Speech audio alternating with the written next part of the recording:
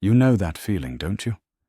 That little flutter in your chest when you post something online and then immediately pick up your phone again, just to check, just to see. The screen lights up and your thumb moves on its own, refreshing, scrolling, searching for the small red notification that will tell you that you exist, that you matter, that what you shared was okay. Your heart beats a little faster. Your breath gets a little shallower. And in that moment, you're not really here anymore. You're somewhere else entirely, suspended in the space between what you offered and what others think of it. Or maybe it's the meeting. You're sitting there with something to say, something real, something that wants to come out. But before it reaches your lips, you run it through the simulator in your mind. You hear it 3 different ways. You test each version against the faces around the table, imagining how they'll react, which words might make them frown, which phrases might make you sound foolish or too eager or not smart enough. By the 3rd revision, the thought has been sanded down so smooth that it no longer resembles what you actually wanted to say. So you swallow it, you stay quiet, you nod along. And later, driving home, you'll replay the moment and feel that familiar ache of erasure, that quiet grief of having edited yourself into silence. This is the life you've been living. Not sometimes, not occasionally, but as a constant, humming background frequency to almost everything you do. You rehearse conversations in the shower.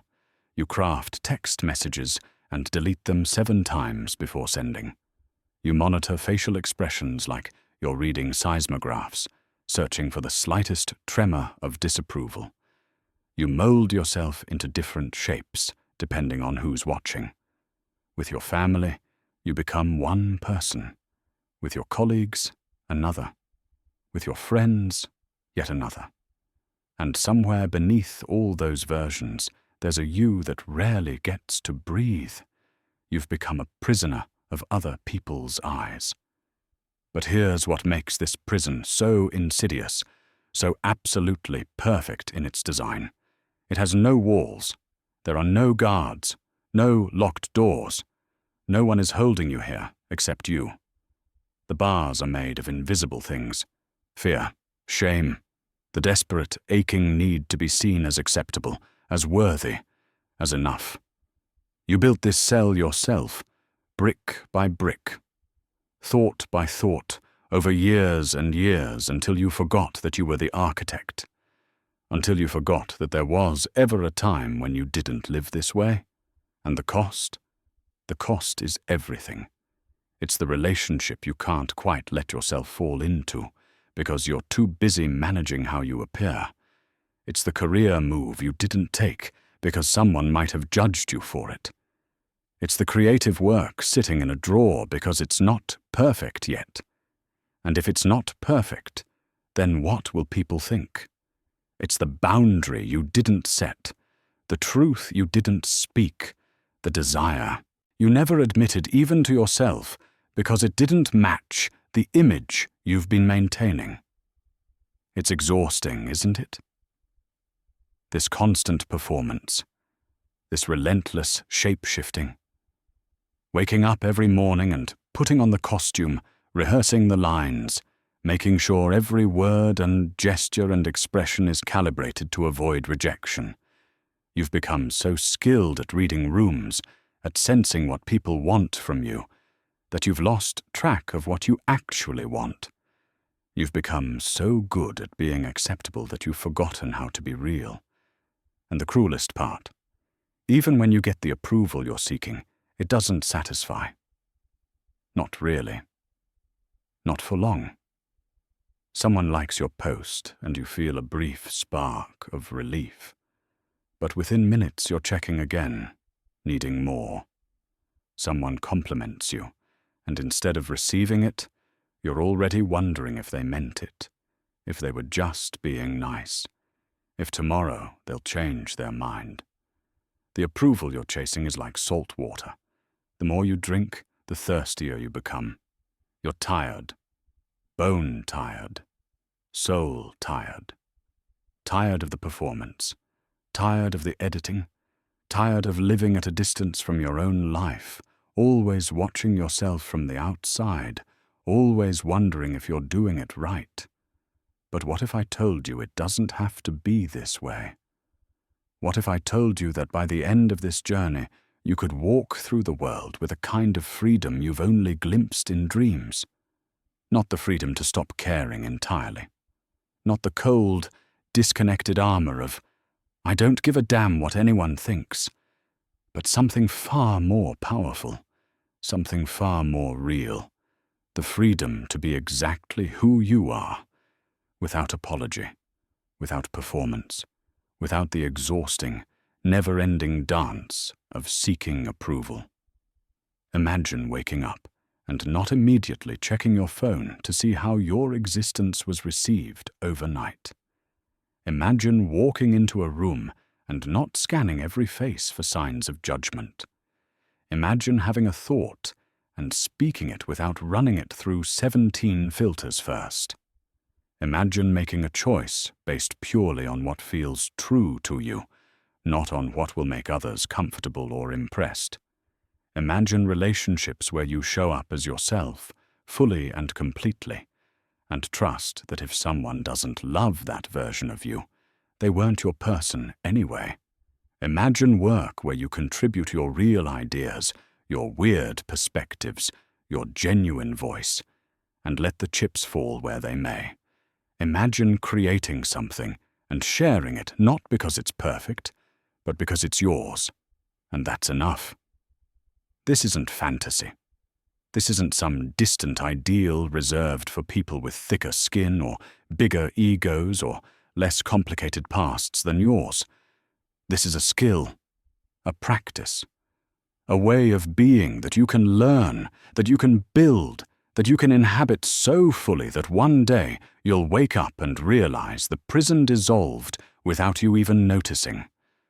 You'll realize you've been free for weeks, maybe months, and you forgot to be afraid.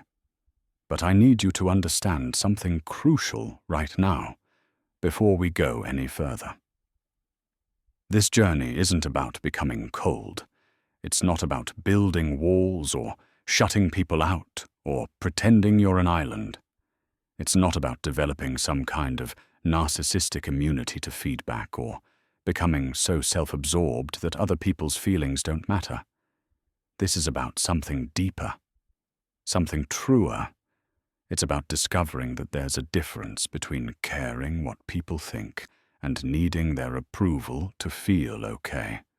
It's about learning to connect with others from a place of fullness instead of from a place of desperate need. It's about realizing that the most generous thing you can offer anyone is your authentic presence, not your performed perfection. When you live for approval, you bring a hungry ghost to every interaction. You're not really there. You're too busy monitoring, managing, controlling. But when you're free, when you've learned to validate yourself, to approve of yourself, to find that steady ground inside that doesn't shift with every opinion, then you can actually see people. You can actually love them. You can actually connect in ways that matter, in ways that last, in ways that don't leave you drained and diminished. This journey will ask things of you. It will ask you to look at patterns you've been running for so long, they feel like identity. It will ask you to feel feelings you've been avoiding by staying busy seeking approval. It will ask you to take small, trembling risks, to speak truths that might not be received well, to disappoint people, to be misunderstood. But in return, it will give you yourself back. Not the you that you think you should be.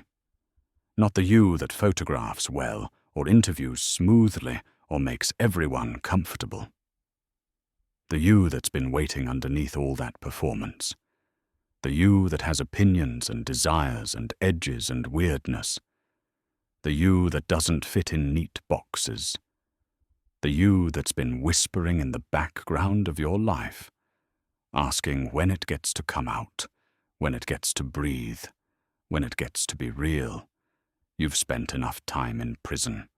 You've spent enough years trying to earn your right to exist by making yourself acceptable to everyone around you. And maybe that pattern served you once. Maybe it kept you safe when you were small and powerless. Maybe it helped you navigate situations where being yourself would have been dangerous. But you're not small anymore. You're not powerless anymore. And the situations you're in now, they're not nearly as dangerous as your nervous system believes they are. The truth is, most of what you fear will happen if you stop seeking approval never actually happens. And the things that do happen, you're strong enough to handle them. You always have been. So here's my promise to you. If you stay with me through this journey, if you do the work, if you practice the tools I'm going to give you, something will shift.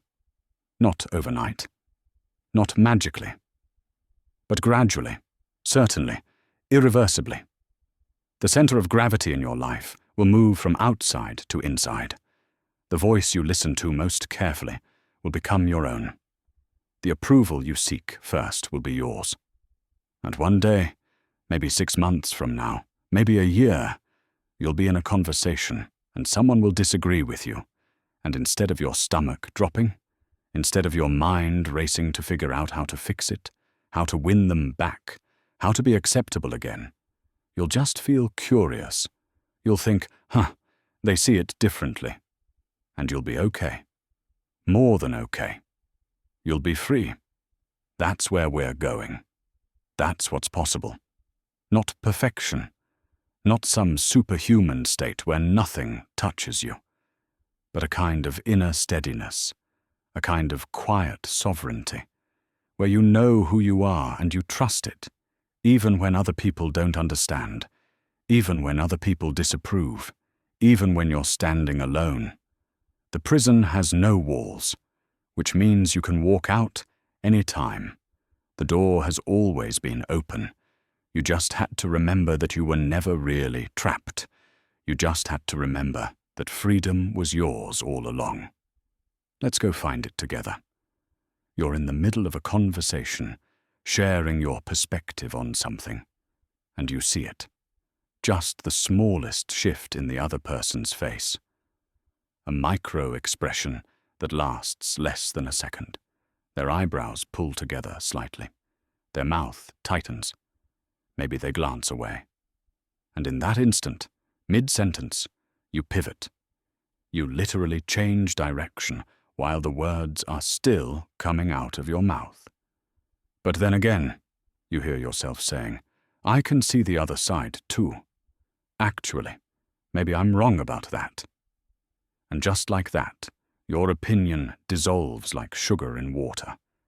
It was there, and then it wasn't. You smoothed it over, adjusted it, made it more palatable. And the other person relaxes. They nod. The conversation continues, but something in you just went silent. This happens so fast you barely notice anymore. It's become automatic, this constant recalibration. You're not just having conversations. You're running a complex algorithm in real time, processing facial expressions, tone shifts, body language, energy changes, and adjusting yourself accordingly.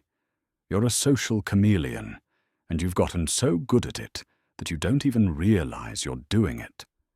Until later, when you're alone, and you try to remember what you actually think about the topic you were discussing, and you realize you're not sure anymore.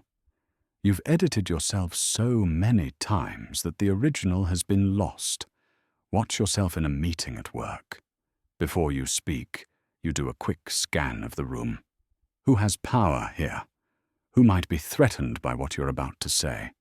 How can you phrase this so that you seem competent, but not arrogant? confident but not pushy, smart but not intimidating. You craft the sentence carefully. You soften it with qualifiers. I might be wrong, but this is just one perspective, but I'm probably not the expert here, but you shrink yourself down, making your ideas smaller, quieter, safer. Because the last time you spoke with full conviction, someone pushed back hard and you felt that sickening drop in your stomach, that flooding shame, that certainty that you'd made a terrible mistake by being too much. So now you're less, always less than you are. You take up less space. You claim less credit. You express less certainty. And people around you probably think this is humility. This is thoughtfulness. This is respect. They don't see what it actually is. Fear dressed up as virtue.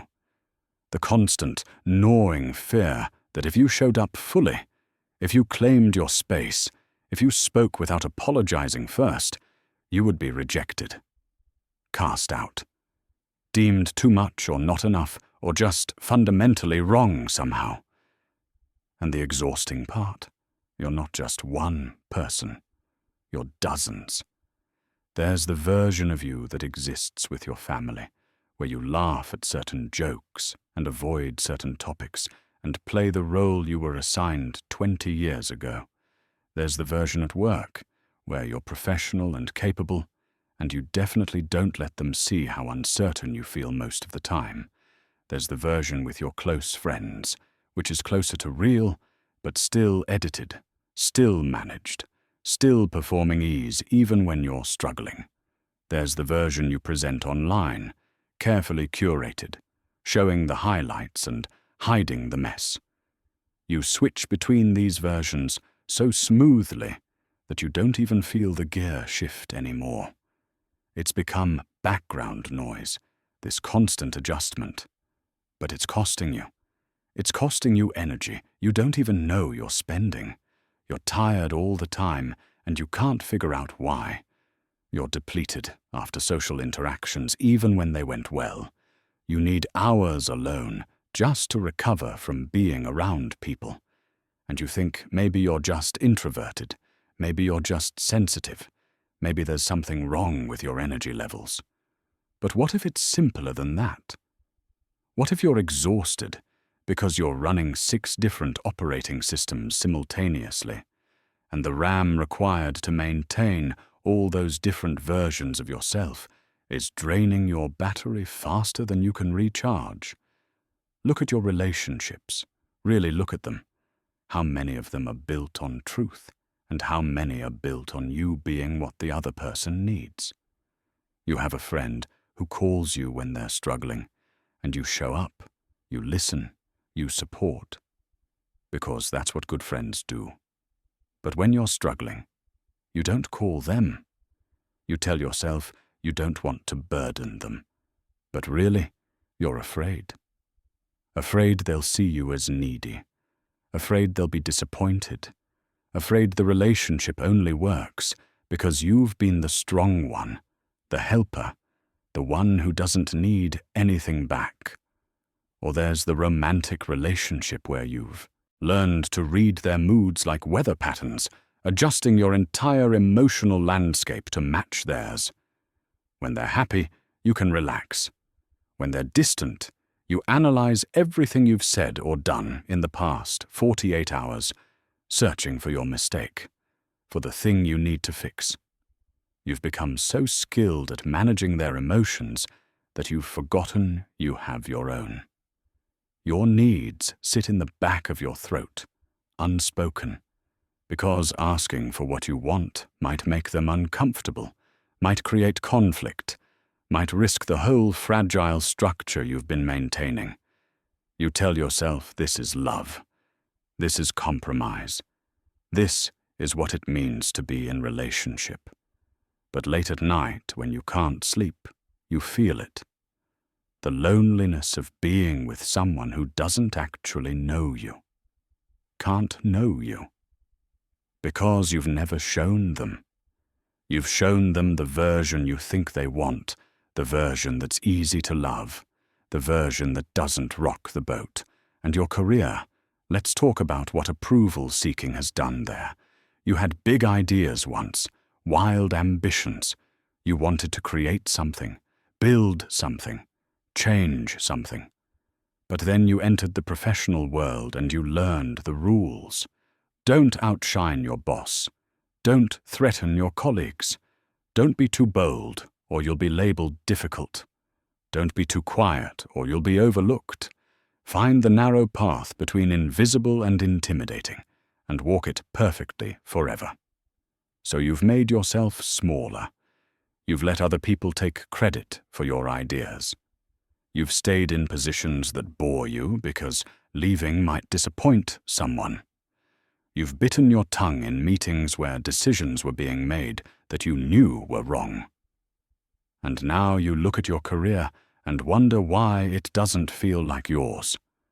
Why it feels like you're living someone else's life, following someone else's script, achieving someone else's definition of success. The creative work is the worst part, isn't it? The things you make when no one's watching. The writing, the art, the music, the ideas that light you up from the inside. You create them in private, in secret, and they feel alive and true and yours. But then comes the question of sharing them, and that's where everything stops. Because what if they're not good enough? What if people don't get it? What if someone criticizes them, or worse, ignores them completely? The risk feels too high, so the work stays hidden, in your desk drawer, in your laptop files, in your head, never quite making it out into the world. And you tell yourself you're being prudent, you're waiting until it's ready, you're just not quite there yet. But the truth is simpler and more painful. You're not afraid the work isn't good enough. You're afraid that if the work is rejected, you will be rejected. You've collapsed the distinction between what you create and who you are. So every piece of work becomes a referendum on your worth, and the stakes feel impossibly high. This is what approval-seeking does. It doesn't just change your behavior. It doesn't just make you more careful or more polite. It fundamentally alters your relationship with reality. You stop experiencing life directly. You start experiencing it through the lens of how it might be perceived. Every moment becomes a performance, and you're both the actor and the critic, constantly evaluating, constantly adjusting, never quite present because you're too busy monitoring how you're being received. The anxiety before social situations is real and physical. Your stomach tightens, your mind spins out, trying to prepare for every possible interaction, every potential judgment. You rehearse conversations that will never happen. You worry about things that will never occur. And when you finally get there, to the party or the meeting or the gathering, you're already exhausted from the mental gymnastics you've been doing for hours. Then comes the event itself, where you're hyper-vigilant, tracking every social cue, every shift in energy. Did that person seem annoyed when you spoke? Did you talk too much or not enough? Was that joke appropriate? Did you come across as interesting or try hard? You're not actually there. You're floating above yourself, watching yourself, judging yourself, trying to control how you're being seen. And after? After is when the real torture begins. You replay everything, every word you said, every gesture you made, every moment that felt awkward or forced. You dissect conversations like you're studying crime scenes, looking for evidence of your failure. You remember that one comment you made, and you cringe, physically cringe, at how stupid it sounded. You convince yourself that everyone noticed, everyone judged, everyone went home thinking about how weird or boring or inappropriate you were. This is the rumination that steals your sleep, that ambushes you in the shower, that makes you say, "Oh God," out loud to an empty room when a memory surfaces. This is the punishment you inflict on yourself for daring to exist in public, for taking up space, for being imperfect. And the cruelest part of all this, the internal editor, the voice that censors your thoughts before they even become words. You've internalized the judgment so completely that you don't need other people to shut you down anymore. You do it to yourself. Automatically. Instantly. A thought arises, and before you can even finish thinking it, the editor appears. Don't say that. Don't feel that. Don't want that. That's not acceptable. That's not appropriate. That's not you. Except it is you. Or it was. Or it could be. But you've been pruning yourself for so long, cutting away anything that might not be approved of, that you're not sure what's left. You're not sure where the editing stops and the authentic self begins.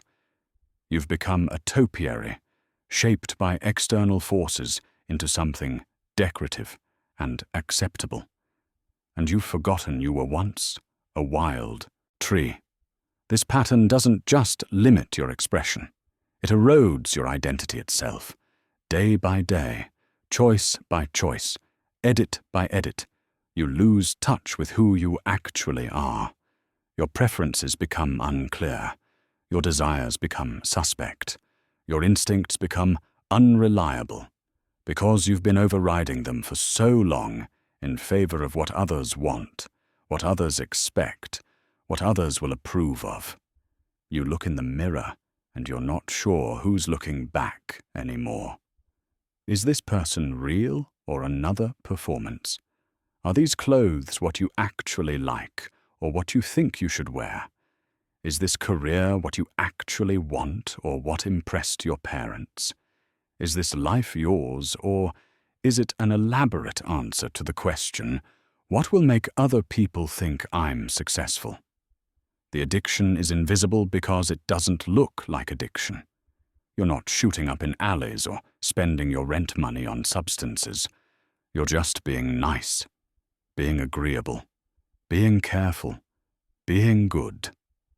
But underneath all that goodness is a desperate need, a craving as powerful as any drug, for the hit of approval that tells you you're okay, you're acceptable, you're allowed to exist. And like any addiction, it takes more and more to get the same effect. One like used to be enough. Now you need 50. One compliment used to carry you for days. Now it barely registers before you're seeking the next one. The approval you're chasing can never satisfy because you're trying to fill an internal void with external validation, and it doesn't work. It has never worked. It will never work. You are exhausted. You are lost. And you are ready for something different. You have to be. Because this way of living is not sustainable. It's killing the parts of you that make you who you are. And somewhere deep inside, beneath all the performance and all the fear, there's a voice that's been trying to get your attention. A voice that's tired of hiding. A voice that wants to be free. It started long before you can remember. Before language. Before conscious thought. Before you had any idea what approval even meant. You were small, utterly helpless, completely dependent on the giants who surrounded you. And in that smallness, in that absolute vulnerability, something got wired into your system that you've been living with ever since. When you were an infant, you couldn't feed yourself, couldn't protect yourself, couldn't regulate your own temperature or soothe your own distress. You needed someone to see you, to respond to you, to keep you alive. And your developing brain, in its brilliant, survival-oriented wisdom, learned to read the faces hovering above you like they were instruction manuals for staying alive. A smile meant safety. A frown meant potential danger. Attention meant survival. Neglect meant threat. This wasn't symbolic. This wasn't metaphorical. For an infant, parental approval literally is survival. If the caregiver is pleased with you, they feed you, hold you, keep you warm. If they're displeased, distracted, absent, you could die. Your nervous system knew this at a level far deeper than thought. It knew it in the cells, in the rapid firing of neurons, forming connections that would last a lifetime. So you learned to read them. You learned to track their moods, their attention, their availability. You learned which cries got responded to and which ones were ignored.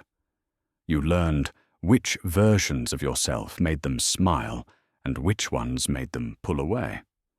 And all of this learning happened before you were 2 years old, before memory, before the part of your brain that could contextualize or question was even fully developed. Your brain was building a map of how to survive in the world, and that map was based on one simple equation: approval equals safety, disapproval equals danger. Love and survival became tangled together in your neural wiring, inseparable, indistinguishable.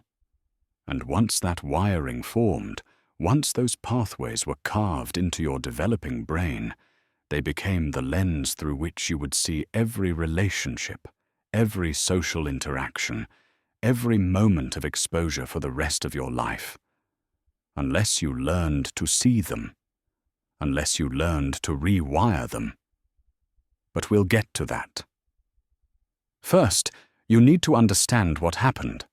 You need to understand that this pattern living in you right now, this desperate need for approval, isn't a character flaw. It isn't vanity or weakness or some moral failing. It's an adaptation, a survival strategy. And for a small child in a big, unpredictable world, it was probably the smartest thing your system could have done. Think about your specific childhood. What did approval look like in your house? Maybe it came when you were quiet, when you didn't make demands, when you took care of yourself and didn't burden the adults who were already stressed and overwhelmed. So you learned to be easy. You learned to need nothing. You learned that the way to be loved was to be invisible, to not cause problems, to manage yourself so completely that no one had to worry about you. Or maybe approval came when you achieved, when you brought home good grades, won awards, made your parents proud in front of other adults. So you learned to perform. You learned that love was conditional on success, on being impressive, on proving your worth through constant accomplishment. Rest felt dangerous. Failure felt like abandonment. You learned to run and run and run on the achievement treadmill, because stopping meant disappearing. Or maybe approval was unpredictable. Sometimes you did something, and your parent lit up with joy. The same action the next day, and they barely noticed or even got angry. So you learned hypervigilance. You learned to read micro-expressions, to sense mood shifts, to constantly adjust yourself to match the emotional weather of the adults around you. You became a mood thermometer, a people reader, an expert at knowing what others needed before they knew themselves. Because that was the only way to feel safe. Or maybe there was criticism, constant correction. A parent who loved you, but couldn't help pointing out everything you did wrong, everything that needed improvement, every way you fell short of their expectations. They thought they were helping you. They thought they were preparing you for a harsh world. But what you learned was that you were never quite right as you were. That love came with conditions, with asterisks, with the silent message that you would be truly acceptable once you fixed all these things about yourself. These weren't malicious parents, most likely. They weren't trying to harm you. They were doing the best they could with the resources they had, carrying their own wounds, repeating patterns they inherited from their own childhoods. But intention doesn't change impact. And the impact was that your nervous system learned to treat approval as survival, learned to scan constantly for signs of acceptance or rejection, learned that your worth was something to be earned rather than something inherent. Now let's talk about what this looks like in your brain, because this isn't just psychology. This is biology. This is the physical architecture of your nervous system. Your amygdala, the almond-shaped structure deep in your brain, is your threat detection system. It's ancient, evolutionarily speaking. It's been keeping mammals alive for millions of years by scanning the environment for danger and triggering the fight-or-flight response when threats appear. In your ancestors, it watched for predators, for hostile tribes, for environmental dangers. But in you, it learned to watch for social threats, disapproval, rejection, exclusion, because for a human child, being cast out of the group truly was a death sentence. We're not solitary animals. We can't survive alone. So your amygdala learned to treat social rejection with the same urgency it would treat a physical threat.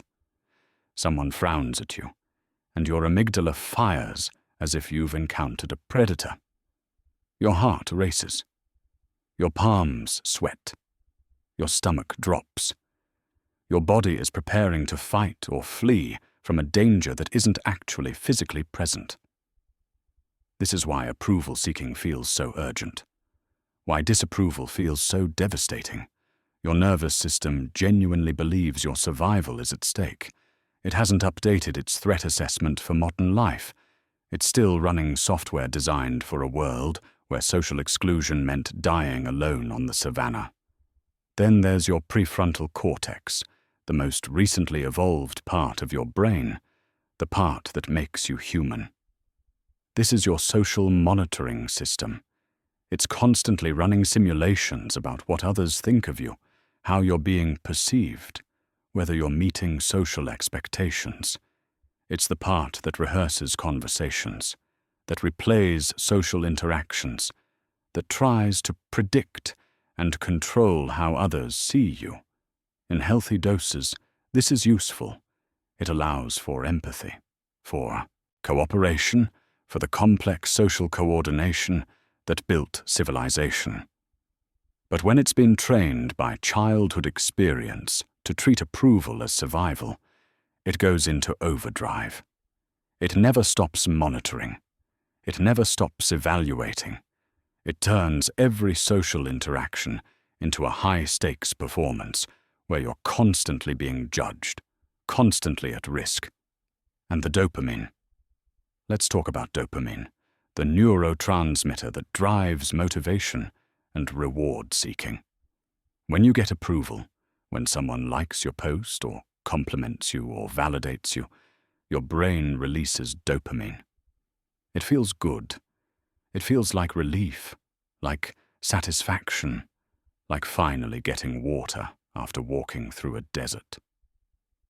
But here's the problem. The dopamine system evolved to motivate behaviors that aid survival: food, sex, social bonding. And it's designed to want more when the reward is unpredictable. Intermittent reinforcement, it's called. When you don't know if the next attempt will bring reward, your brain becomes obsessed. This is why gambling is addictive. This is why you can't stop checking your phone. You're seeking the hit of approval dopamine, and because it's unpredictable, because sometimes you get it and sometimes you don't, your brain becomes fixated on seeking it. You're not weak for wanting approval. You're human. Your brain is doing exactly what it was designed to do. The problem is that the design specifications were written for a different world than the one you're living in. And then culture took this biological tendency and amplified it 1,000 times over. Social media platforms are literally engineered to hijack your approval-seeking circuitry. The like button, the notification, the follower count. These aren't accidents. They're deliberate designs that tap into your dopamine system and keep you coming back, keep you posting, keep you seeking validation through a screen, because that's what keeps you on the platform, and that's what makes the company money. You're not using social media. Social media is using you. It's using the vulnerability in your nervous system, the ancient need for approval that kept your ancestors alive, and it's turning it into profit. Every notification is a little hit of dopamine. Every like is a small relief from the anxiety of wondering if you're acceptable. And so you keep checking, keep posting, keep seeking, caught in a loop that was designed to be unbreakable. The educational system did this too. From the moment you entered school, you learned that approval came from compliance, from doing what you were told, from getting the right answers, from being good. Curiosity that went in unapproved directions was discouraged. Questions that challenged the teacher were seen as disruptive. You learned to suppress your natural instincts, your unique interests, your authentic responses, and instead produce what the system wanted. Gold stars, good grades, teacher approval. You learned that being yourself was less valuable than being obedient. And workplaces continue the pattern. Performance reviews, metrics, feedback, promotions based not just on the quality of your work, but on how well you fit the culture, how well you manage up, how carefully you navigate office politics. You learn to sense what leadership wants and give it to them. You learn to make yourself indispensable by being whoever they need you to be. Your survival, your paycheck, your health insurance, your ability to pay rent all depend on maintaining approval from people who hold power over you. So the pattern that started in infancy gets reinforced at every level of society. Family teaches you that love is conditional. School teaches you that acceptance depends on compliance. Social media teaches you that your worth can be quantified in likes and followers. Work teaches you that security depends on pleasing those above you. And through it all, your nervous system is screaming that this is survival. This matters desperately. You cannot afford to fail at this. But here's what you need to understand, what you need to let sink all the way into your bones. This pattern made sense once. It was adaptive once. It kept you safe once. When you were 2 years old and utterly dependent, reading your parents' mood and adjusting yourself accordingly was smart. It was survival. You did exactly what you needed to do. But you're not 2 anymore. You're not helpless anymore. You're not dependent on anyone's approval for your actual survival. You can feed yourself, shelter yourself, protect yourself. The threats your nervous system is responding to are no longer real. Your amygdala is fighting battles that ended decades ago. Your prefrontal cortex is monitoring threats that exist only in imagination. The pattern is outdated. The software needs an update. The survival mechanism that once protected you has become a prison that constrains you. And the beautiful, hopeful, absolutely crucial thing you need to know is this: it can change. Neural pathways can be rewired. The brain that learned to seek approval can learn to source it from within. The nervous system that treats disapproval as danger can learn that it's safe to be yourself, even when others don't approve. You didn't choose this pattern. It chose you. It was carved into you before you could speak, before you could consent, before you had any say in the matter. You inherited it from your family, absorbed it from your culture, had it reinforced by every system you encountered. This isn't your fault. You are not broken. You are not weak. You are a human being with a human nervous system responding exactly as it was trained to respond. But now you have a choice. Now you can see the pattern clearly. Now you can understand where it came from and why it's there. And understanding is the first step toward freedom, because you cannot change what you cannot see. And now you see it. Now you know. And knowing changes everything. The journey from where you are to where you want to be isn't a straight line. It's not a switch you flip or a decision you make once and then you're done. It's a progression, a series of stages that you move through, sometimes quickly, sometimes slowly, sometimes in one area of your life while another area lags behind. Understanding these stages, knowing where you are and what comes next, can transform frustration into patience, setbacks into information, confusion into clarity. So let's map this territory together. Let's name the 5 stages you'll move through on your path from dependency to sovereignty. Stage 1 is unconscious dependency. This is where most people live most of their lives. This is where you were before you started noticing the pattern, before the awareness began to dawn. In this stage, you don't even realize you're living through other people's eyes. It feels normal. It feels like just how life is. Your mood rises and falls based on external validation, and you think that's just your personality, just how emotions work. Someone compliments you, and you feel good. Someone criticizes you, and you feel bad. It seems like cause and effect, like, of course, that's how it works. In unconscious dependency, you're not making conscious choices to seek approval. You're just doing it, automatically, reflexively, like breathing. You check your phone without deciding to check it. You edit your words without noticing you're editing them. You shape yourself to fit each situation without any awareness that you're doing it. The performance is so seamless, so integrated into your identity, that you can't see where the performance ends and the real you begins. Because in this stage, they feel like the same thing. You might feel anxious a lot in this stage, but you don't understand why. You might feel exhausted after social interactions, but you attribute it to introversion or sensitivity. You might feel like something's missing, but you can't name what. There's a vague dissatisfaction, a sense that you're not quite living your life, but rather playing a role in someone else's story. But it's all foggy, all unclear.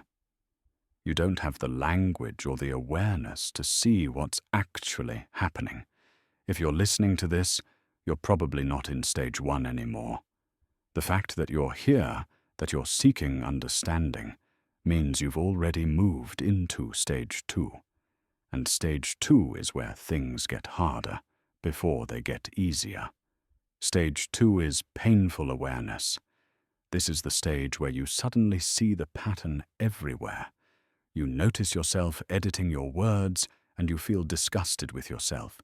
You catch yourself checking for approval and you feel ashamed. You replay a conversation where you completely abandoned your own perspective to avoid conflict, and you want to crawl out of your skin. The veil has been lifted, and you can't unsee what's underneath. This stage often feels worse than stage 1, because now you know. Now you're conscious. But consciousness doesn't immediately give you control. You see yourself seeking approval, but you can't seem to stop doing it. You notice the pattern, but you still feel powerless against it. It's like waking up to find you've been sleepwalking and you're standing on the edge of a cliff. Suddenly you're terrified, and you don't know how you got here, and you definitely don't know how to get back to safety. In stage 2, you might become hyper-aware of every social interaction. You're watching yourself, watching others watch you, and it's exhausting. You second-guess everything. You overanalyze. You feel fraudulent and exposed, and like everyone can see your desperate need for approval, even though you're trying so hard to hide it. This is the stage where people often feel hopeless, where they think maybe they're too broken to change, maybe this pattern is too deep, too old, too much a part of who they are. But here's what you need to know about stage 2. Awareness is not comfortable, but it is necessary. You cannot skip this stage. You cannot go from unconscious dependency to freedom without passing through the painful territory of seeing clearly. And the fact that it hurts, the fact that it's uncomfortable, doesn't mean you're doing it wrong. It means you're waking up. It means the anesthesia is wearing off. And yes, when sensation returns after numbness, it can feel overwhelming. But it's a sign of life, not death. The transition from stage 2 to stage 3 happens when you stop just observing the pattern and start experimenting with doing something different. When you take your first small risk. When you speak one true sentence, even though your voice shakes. When you make one choice based on your values instead of on what will gain approval. And that first experiment, that first moment of choosing yourself, that's the doorway into stage 3. Stage 3 is intermittent independence. This is the practice stage. This is where you're learning, trying, failing, trying again. You have moments, sometimes hours or even days, where you feel genuinely free, where you speak your mind without monitoring reactions, where you make choices from your center without checking if others approve. These moments feel incredible. They feel like coming home. They feel like finally breathing after holding your breath for years. But then something happens. You get triggered. Someone disapproves of you in a way that hits an old wound. You face a situation that feels high stakes, and suddenly you're back in the old pattern, seeking approval, editing yourself, performing again. And this can be devastating. You thought you were past this. You thought you'd made progress. And now here you are, right back where you started, and you feel like a failure. But you're not back where you started. You're in stage 3, and relapses are part of the process. They're not signs of failure. They're data. They're showing you where the pattern is still strong, what situations still trigger it, what you need to practice more. Every time you catch yourself falling back into approval-seeking and then consciously choose to realign with your truth, you're strengthening the new pathway. You're building the muscle. You're training your nervous system that it's safe to be yourself. In stage 3, you're building evidence. You speak your truth in a meeting and the world doesn't end. You set a boundary with a friend and they respect it, or maybe they don't, but you survive either way.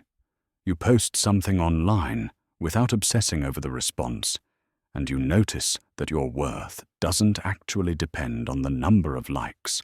Slowly, experience by experience, you're teaching your nervous system a new story. The key to stage 3 is compassion. You need to be gentle with yourself here. You need to celebrate the moments of freedom without beating yourself up for the moments of relapse. You need to remember that you're unlearning decades of conditioning, and that takes time. Progress is not linear. Some days you'll feel free and powerful. Some days you'll feel like you've learned nothing. Both are normal. Both are part of the journey.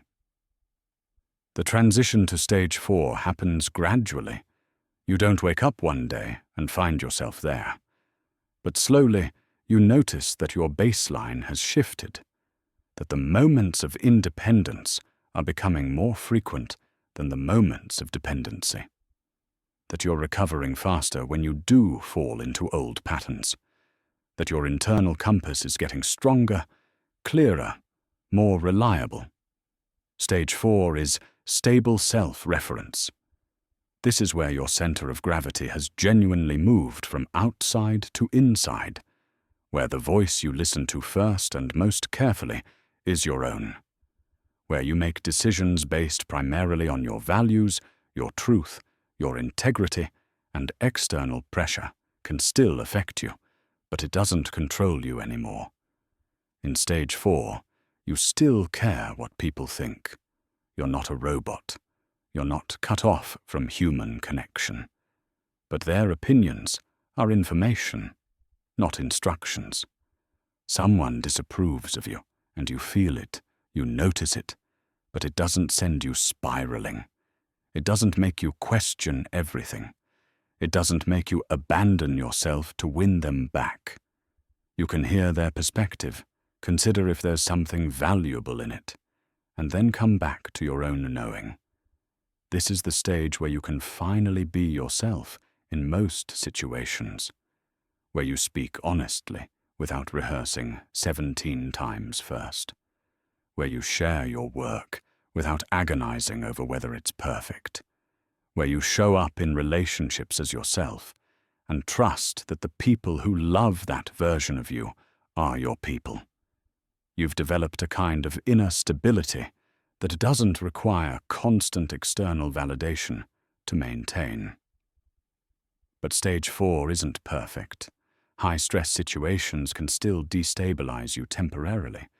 You might handle disapproval well 90% of the time, but then something hits a particularly tender spot, and you find yourself back in old patterns for a few hours or days.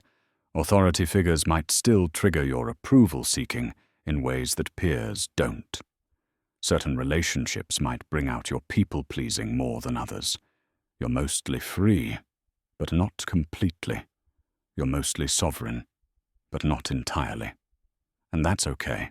Stage 4 is powerful. Stage 4 is transformative. Most people would be thrilled to live in Stage 4. It's a place of genuine autonomy and authenticity and peace. But there's one more level, one more stage that represents the fullest expression of freedom. Stage 5 is integrated sovereignty. This is mastery. This is where the work has become so integrated into who you are that you're not trying anymore.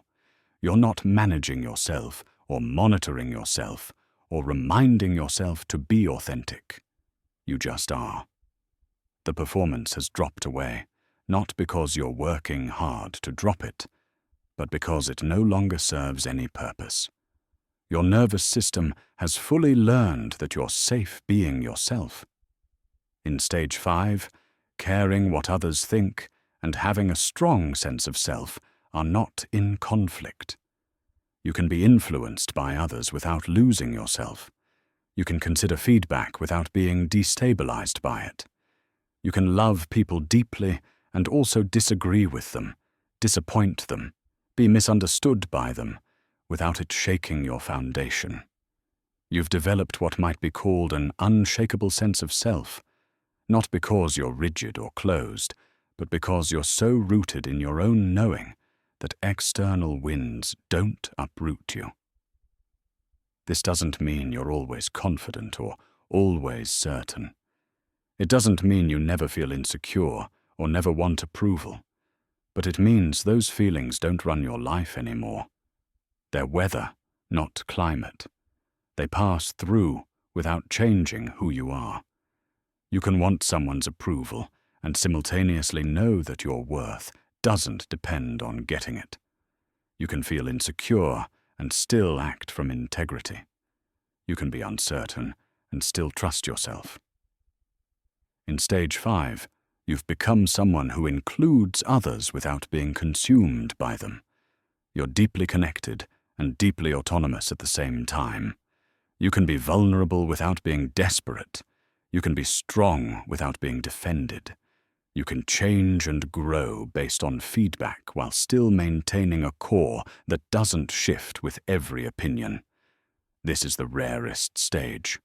Not many people reach it, not because it's impossible, but because it requires consistent practice over years. And most people give up somewhere in stage 3 when the relapses feel discouraging. But it's real. It's possible. And even if you never fully arrive at stage 5, every step in that direction changes your life profoundly. So where are you right now? Can you identify your current stage? If you're in stage 2, feeling overwhelmed by awareness, know that this is temporary. The doorway to stage 3 opens when you take your first brave action. If you're in stage 3, riding the waves of progress and relapse, know that you are right where you need to be. Every experiment matters. Every moment of choosing yourself strengthens the pathway. Keep going. The journey through these stages isn't about perfection. It's about direction. It's about moving, however slowly, toward greater freedom, greater authenticity, greater sovereignty. Some areas of your life might be at stage 4 while others are still at stage 2. That's normal. Some relationships might call forth your stage 5 self, while others trigger you back to stage 1. That's also normal. What matters is that you keep moving, that you keep practicing, that you keep choosing yourself, even when it's uncomfortable, even when it's scary, even when the old pattern feels safer. Because every choice you make builds the next version of you. And that version is free. Freedom comes through practice, not through understanding alone. You can know everything about why you seek approval. You can map every stage of the journey, and still find yourself trapped in the pattern if you don't have a concrete method for changing it in real time. So now we need to get practical. Now we need to talk about what you actually do in the moment when the approval-seeking impulse rises up and threatens to pull you off course. This is the internal validation protocol. It's a 3-step process that you can use anywhere, any time, in any situation where you notice yourself about to abandon your truth in favor of acceptance. It's simple enough to remember under pressure, but powerful enough to rewire your nervous system over time. And like any skill, it gets easier with practice. The first 100 times you use it, it will feel clunky and deliberate, but eventually it becomes automatic. Eventually, it becomes who you are. Step 1 is recognition. Before you can change a pattern, you have to catch it happening. And approval-seeking is sneaky. It moves fast. It happens in the split second between having a thought and speaking it, between feeling something and expressing it, between wanting something and asking for it. So you need to develop the ability to notice that moment, to feel it in your body before it takes over your behavior. The signal is usually physical.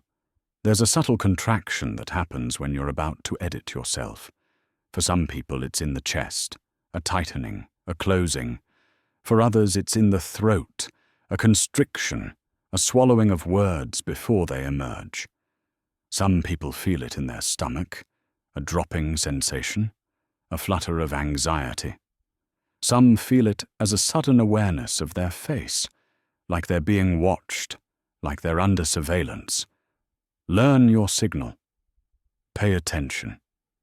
The next time you're in a conversation and you're about to say something, notice what happens in your body in the moment before the words come out.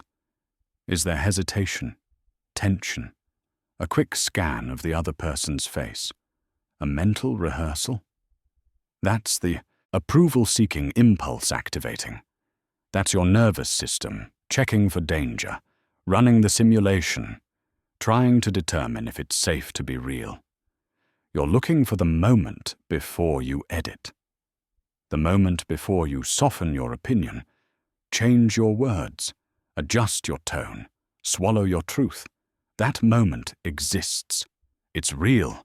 It's just that you've been moving through it so fast for so long that you don't notice it anymore, but it's there, and catching it is everything. So step 1 is simply this. Feel the contraction. Notice the signal. Catch the impulse before it becomes action. You don't have to do anything about it yet. You just have to see it. And in the beginning, you probably won't catch it until after you've already edited yourself.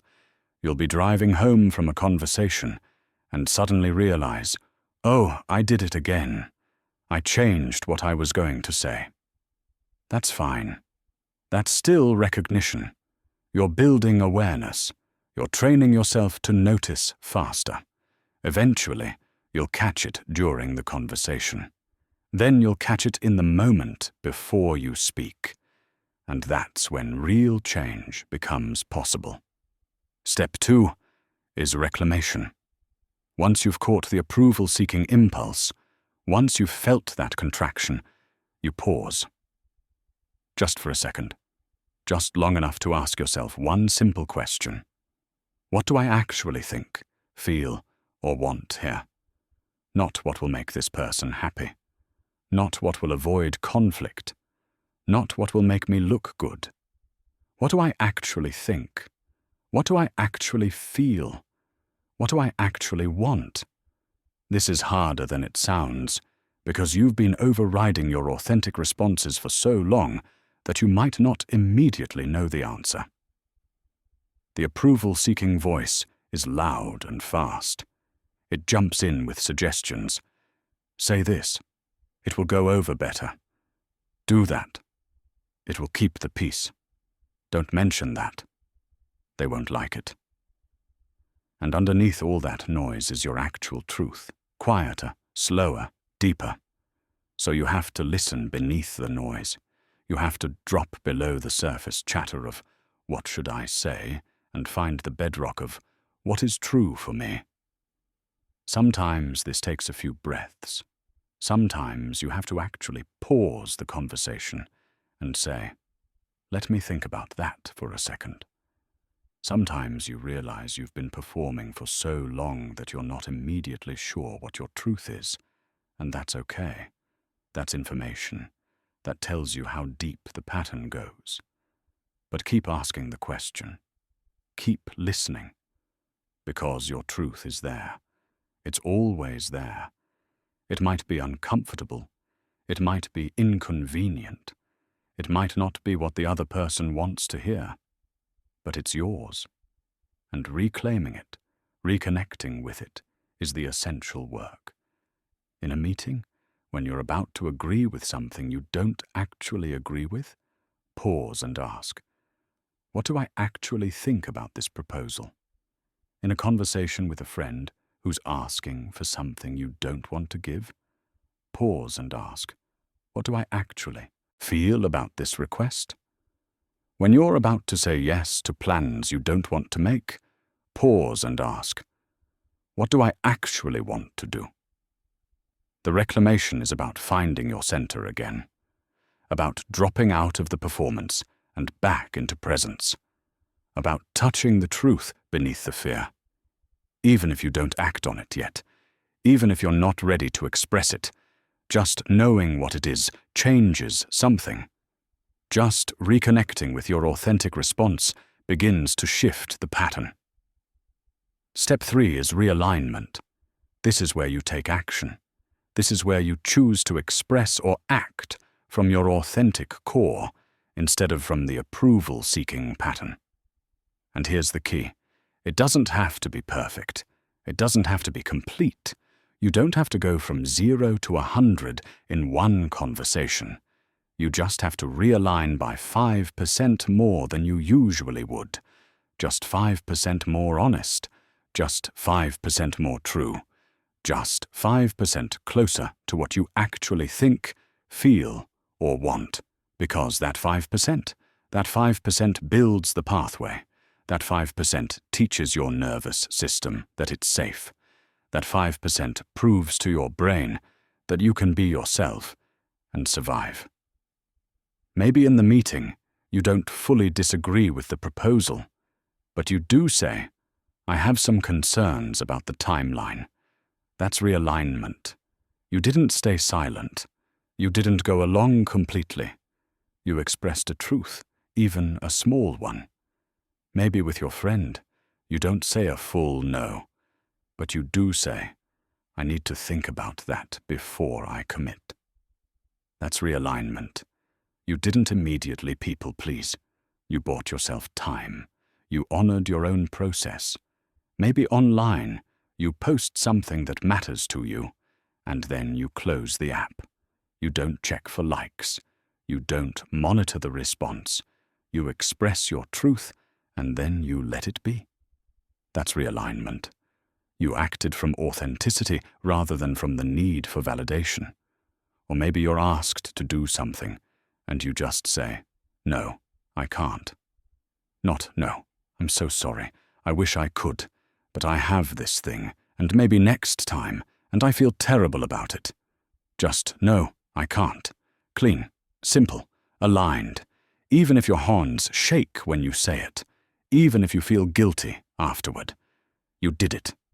You chose yourself. You realigned. This is not about being reckless. This is not about bulldozing people or being cruel or saying whatever comes to mind without consideration. This is about letting your truth move through you before the approval-seeking mechanism can intercept and reshape it into something more palatable. This is about closing the gap between what's true and what you express, even by just 5%, again and again, until the gap closes completely. Let's walk through some concrete scenarios so you can see how this works in practice. You're in a meeting. Someone proposes an idea that you think has significant flaws. The old pattern would have you stay silent, or if you do speak, wrap your concerns in so many softening phrases that the point gets lost. But now you're practicing the protocol. Recognition. You feel the tightening in your chest.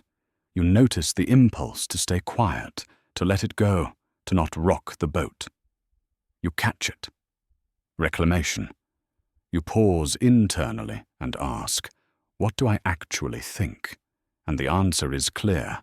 This approach will waste time and resources. That's what you actually think. Realignment. You speak. Maybe not with full force, but with 5% more directness than usual. I see some potential problems with this approach. Can we talk through the implementation challenges? Not aggressive, not apologetic, just real. Your hands might shake. Your voice might waver. You might feel the adrenaline of having spoken up. But you did it. You aligned with your truth. And nothing terrible happened. The meeting continued. People engaged with your concern, and your nervous system just logged a data point. It's safe to be honest. Or you're with a friend who frequently asks you for favors. They ask again, and your immediate internal response is exhaustion, is not this time, is I don't have the capacity. But the old pattern would have you say yes anyway, would have you override your limits to maintain their approval. Recognition. You feel the familiar pressure in your chest, the guilt rising, the voice saying, you should help them. You catch it. Reclamation. You ask, what do I actually want here? And the truth is, you want to say no. You want to protect your time and energy. That's what's actually true. Realignment. You say, I can't help with that this time. You don't elaborate. You don't provide 17 justifications. You don't apologize profusely. You just state the truth, simply and clearly. They might be disappointed. They might push back. They might make you feel guilty. But you held your boundary. You chose yourself. And either they'll respect it, or they'll show you who they really are. Either way, you just practiced sovereignty. Or you've created something. A piece of writing, a piece of art, a project you care about. The old pattern would have you not share it at all, or share it, and then obsessively check for validation, your worth rising and falling with every reaction. Recognition. You notice the anxiety before posting, the voice asking, "But what will people think?" You catch the approval-seeking impulse before it stops you from sharing or turns sharing into a desperate bid for validation. Reclamation. You ask, "Why do I want to share this?" And the truth is, because it matters to you, because you made it, because it's an expression of something real, not because you need others to validate it. Realignment. You post it, and then you close the app. You walk away from the device. You resist the urge to check. You let your work exist in the world without needing to monitor its reception. This is realignment. This is freedom. The protocol works because it interrupts the automatic pattern. It creates a space between stimulus and response, and in that space, choice becomes possible. And every time you choose authenticity over approval seeking, even by 5%, you're building a new neural pathway. You're teaching your brain that integrity feels better than validation. You're proving to your nervous system that you can survive being yourself. This is not a one-time thing. This is not something you do once, and then you're cured. This is a practice. You'll use this protocol hundreds of times, thousands of times.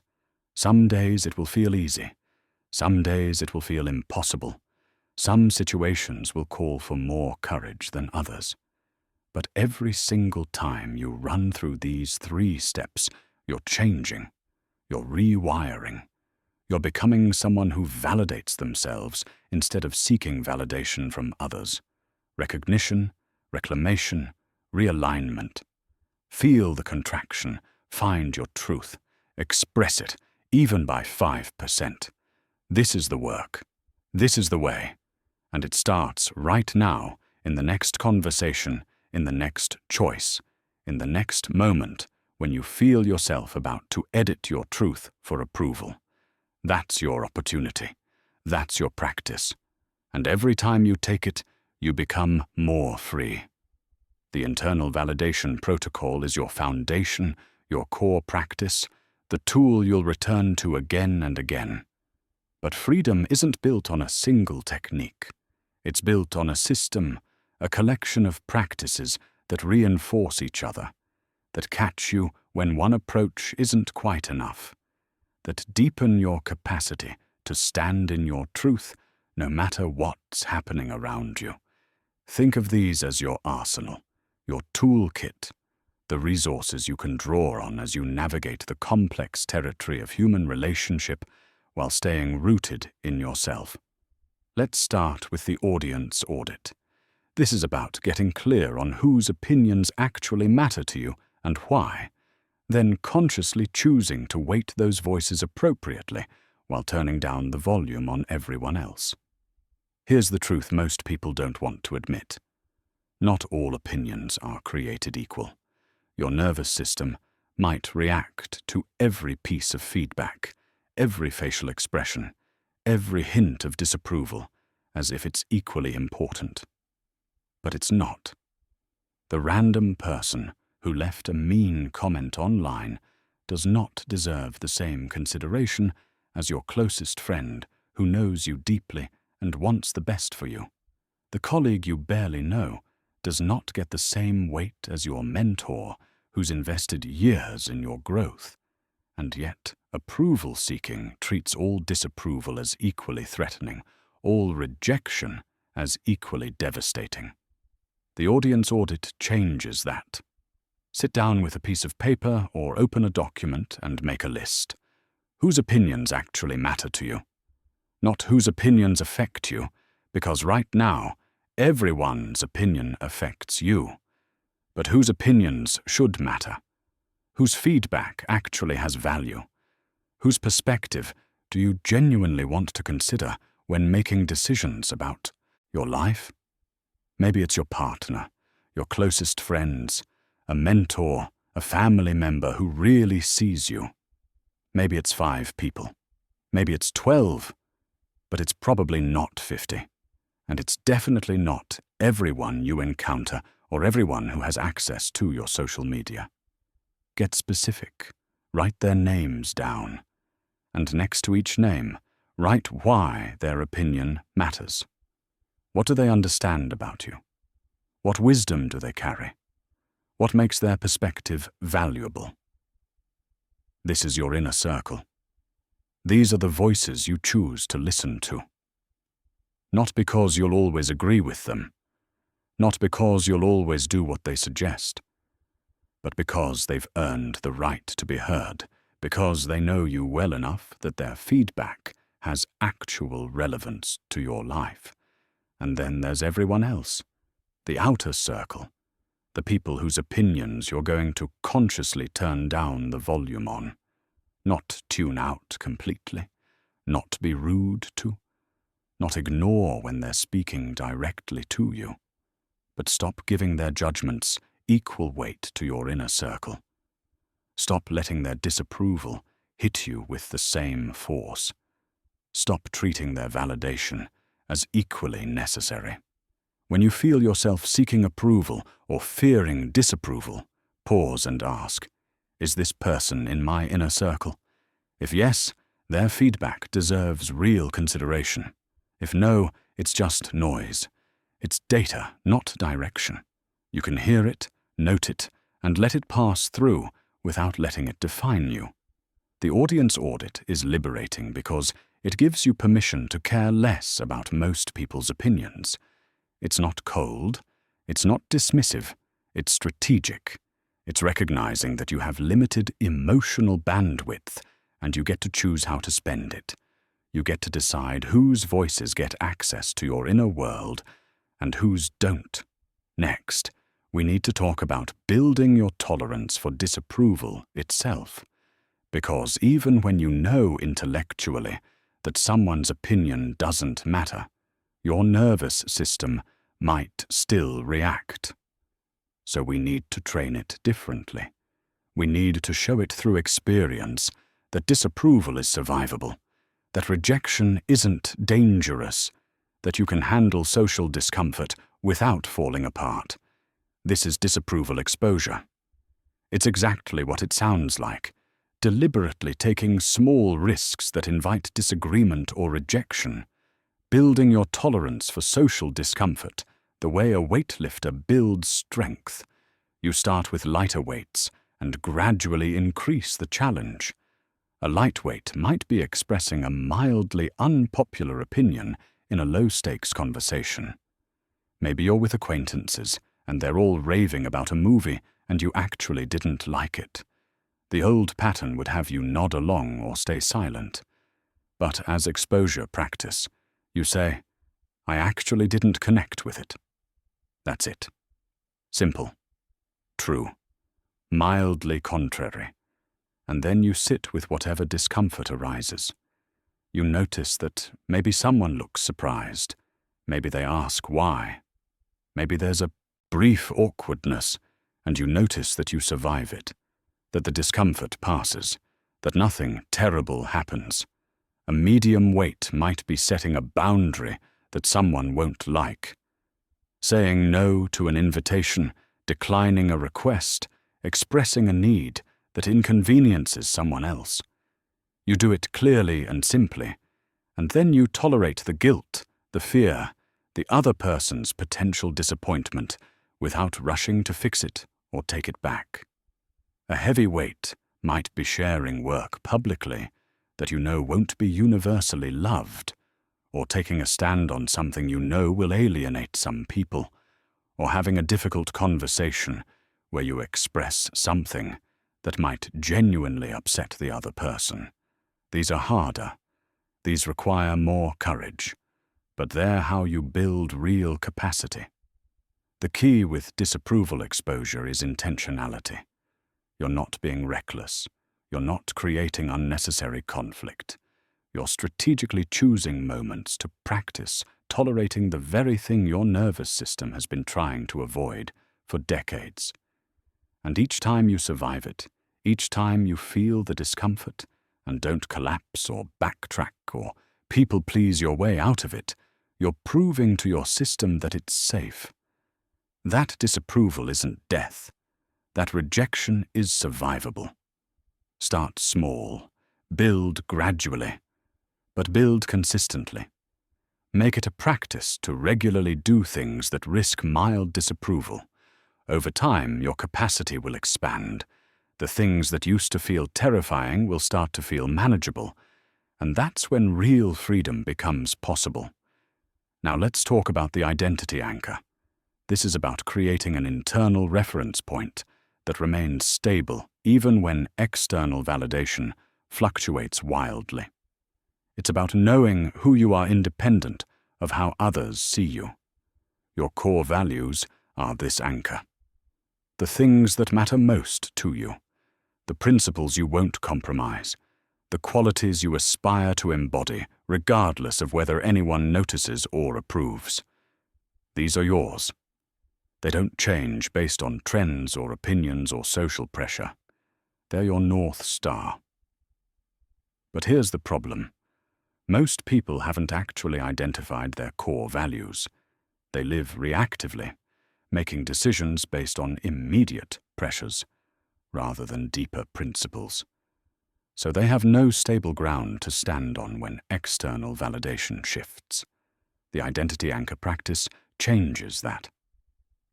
Set aside time, maybe once a week, to reconnect with what actually matters to you. Ask yourself, what do I value most? Honesty? Creativity? Loyalty? Growth? Kindness? Freedom? Write them down, get specific, and then ask, am I living in alignment with these values? Where am I compromising them for approval? Where am I betraying myself to keep the peace? This isn't about judgment. It's about clarity. It's about creating a reference point that's more stable than other people's opinions. So when someone disapproves of you, you can check in with your values and ask, am I acting with integrity according to what matters most to me? If yes, then their disapproval is just their perspective, not a reflection of your worth. If no, then you have real feedback to work with, information about where you're out of alignment with yourself. The identity anchor gives you something to return to when everything else is chaos. When you don't know if you're making the right choice, when you're unsure if you're being too much or not enough, when external validation is pulling you in 17 different directions, you come back to your values. You ask, what would integrity look like here? What choice would I be proud of, regardless of how it's received? And you act from that. This practice is cumulative. The more you do it, the stronger the anchor becomes. Eventually, you develop an unshakable sense of self that isn't dependent on external validation because it's rooted in something deeper, something internal, something that belongs only to you. Next, let's address something that happens all the time but rarely gets named: projection reversal. This is the recognition that harsh judgment from others is usually their own pain speaking, which means it's about them, not you. When someone is excessively critical, when they judge you harshly for choices that don't actually harm them, when they seem personally offended by your existence or your decisions, they're almost always projecting. They're reacting to something in themselves that you're triggering. Maybe your freedom threatens their conformity. Maybe your authenticity highlights their performance. Maybe your choices force them to confront choices they're avoiding in their own life. This doesn't mean their feedback is never valid. Sometimes criticism is accurate and useful, but when the intensity of someone's reaction seems disproportionate to what you actually did, when someone is more upset about your choices than you are, when judgment feels personal and attacking rather than constructive, that's projection. That's their stuff. Projection reversal is about recognizing this pattern and consciously separating their pain from your worth. Someone is angry that you set a boundary.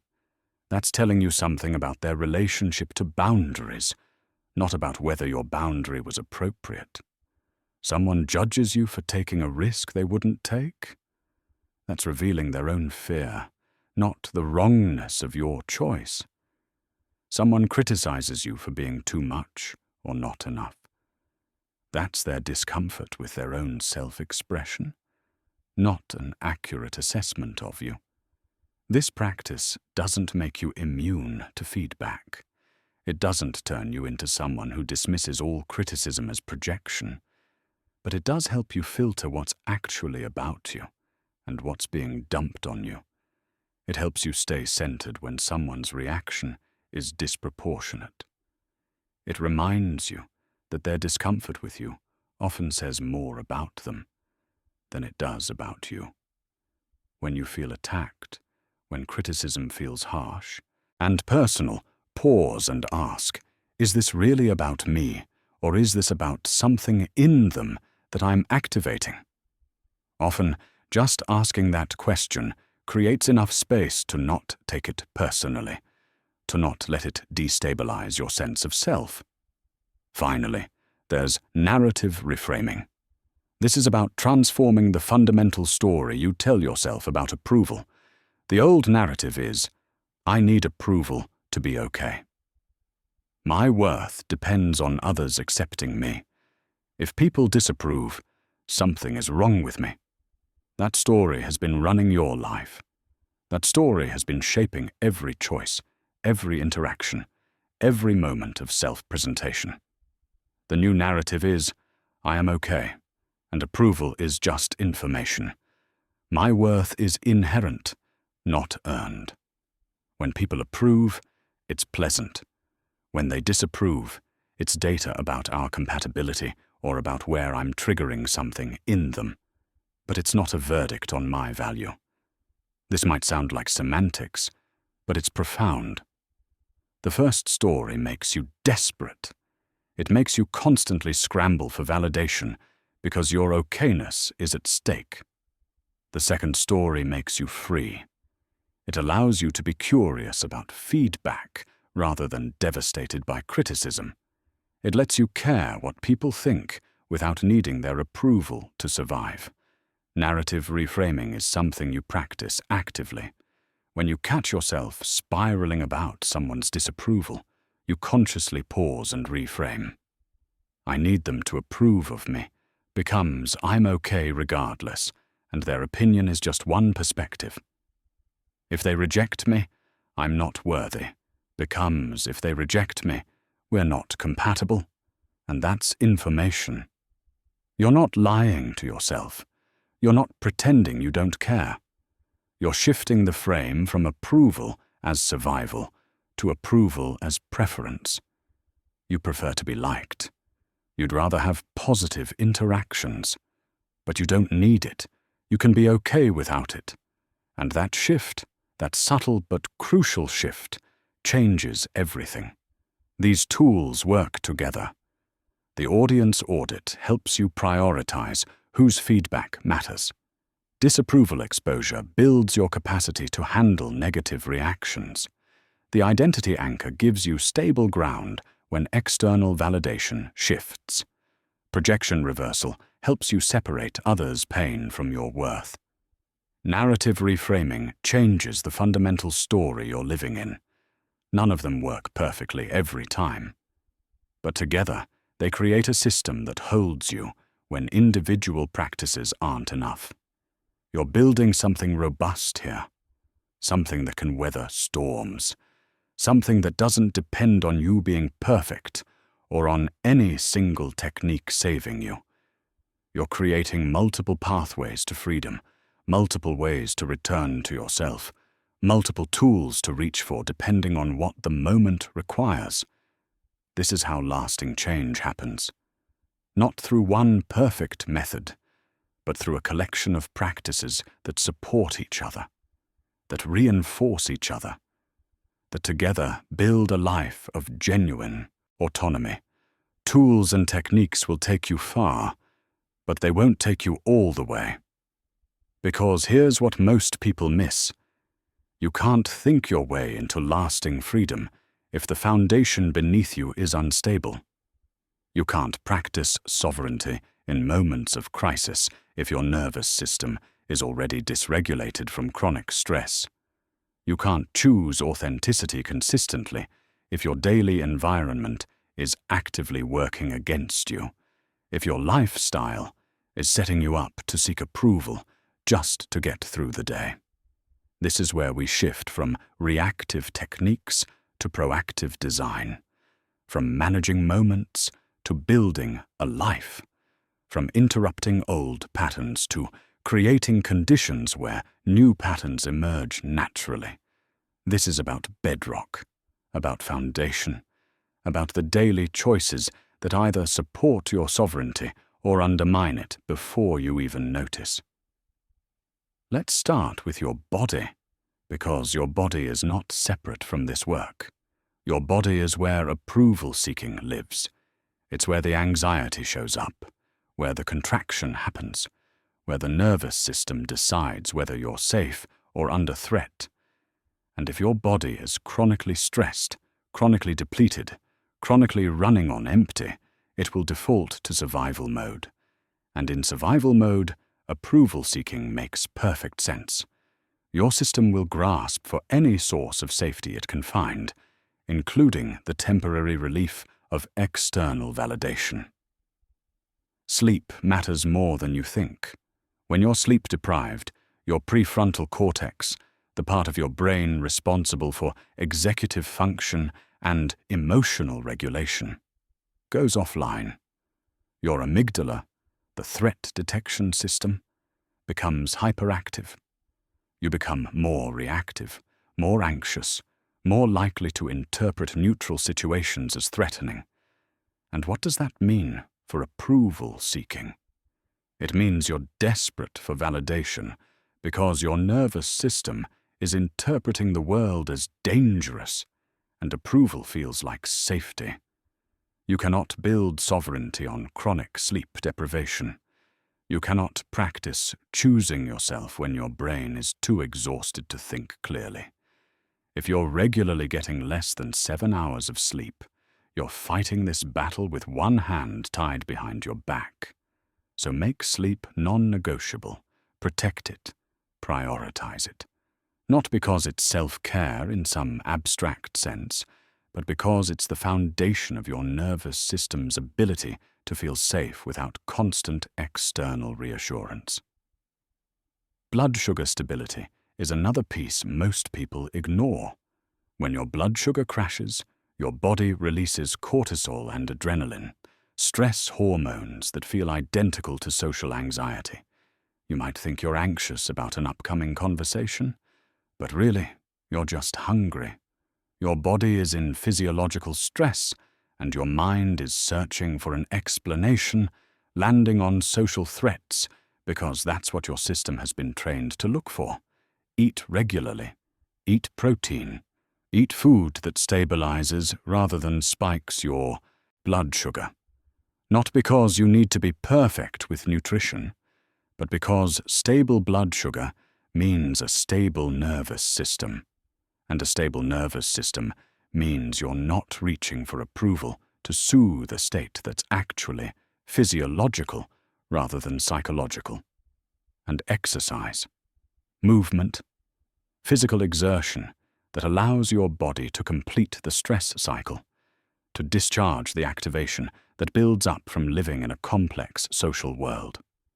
Your ancestors moved their bodies for hours every day, walking, running, lifting, building. That movement regulated their nervous systems naturally. You sit for hours, stare at screens, accumulate stress in your tissues, and then wonder why you're anxious all the time. Exercise isn't punishment. It's not about looking a certain way. It's about giving your nervous system what it needs to return to baseline. It's about building stress tolerance, increasing your window of resilience, teaching your body that it can handle intensity without breaking. When you exercise regularly, you're less reactive. You recover faster from social stress. You have more capacity to choose authenticity, even when it's uncomfortable. Because your body trusts itself. Your body knows it's strong. These aren't optional extras. These are foundations. Sleep, nutrition, movement. The basics. The boring stuff that everyone knows matters, but most people neglect because they're chasing more exciting solutions. But there is no exciting solution that works if your body is running on fumes. Fix the foundation first. Everything else builds from there. Now let's talk about your environment. Because you are not an island. You are deeply influenced by the people and spaces around you. And if those influences are toxic, if they reward performance over authenticity, if they punish vulnerability, you will struggle to be yourself, no matter how many tools you have. Environmental curation is the practice of consciously choosing who and what you expose yourself to, recognizing that these exposures shape you, whether you're aware of it or not. And the most important element of your environment, the people. You need people in your life who love you for being real rather than perfect. People who don't need you to be impressive or agreeable or easy. People who can handle your rough edges, your uncertainties, your humanity. People who actually see you and still choose to be close. These relationships are medicine. They're proof that you can be yourself and be loved. They're evidence that authenticity is safe. If you don't have these people, if your relationships are all based on performance, on maintaining an image, on being what others need, then building sovereignty becomes exponentially harder. You're trying to practice authenticity in a vacuum, with no one to reflect it back, no one to normalize it, no one to celebrate it. So seek out these people, or become this person for others, and watch as authenticity attracts authenticity. Create spaces where vulnerability is not just tolerated, but welcomed, where imperfection is expected, where people can show up as they are without fear of judgment. This might mean difficult conversations with existing relationships, setting boundaries around what you will and won't tolerate. It might mean ending relationships that only work when you're performing. It might mean actively seeking new connections through communities, groups, or contexts where realness is valued. And it definitely means curating your digital environment. Social media is designed to trigger approval seeking. The algorithms, the metrics, the endless comparison, the performance of perfect lives.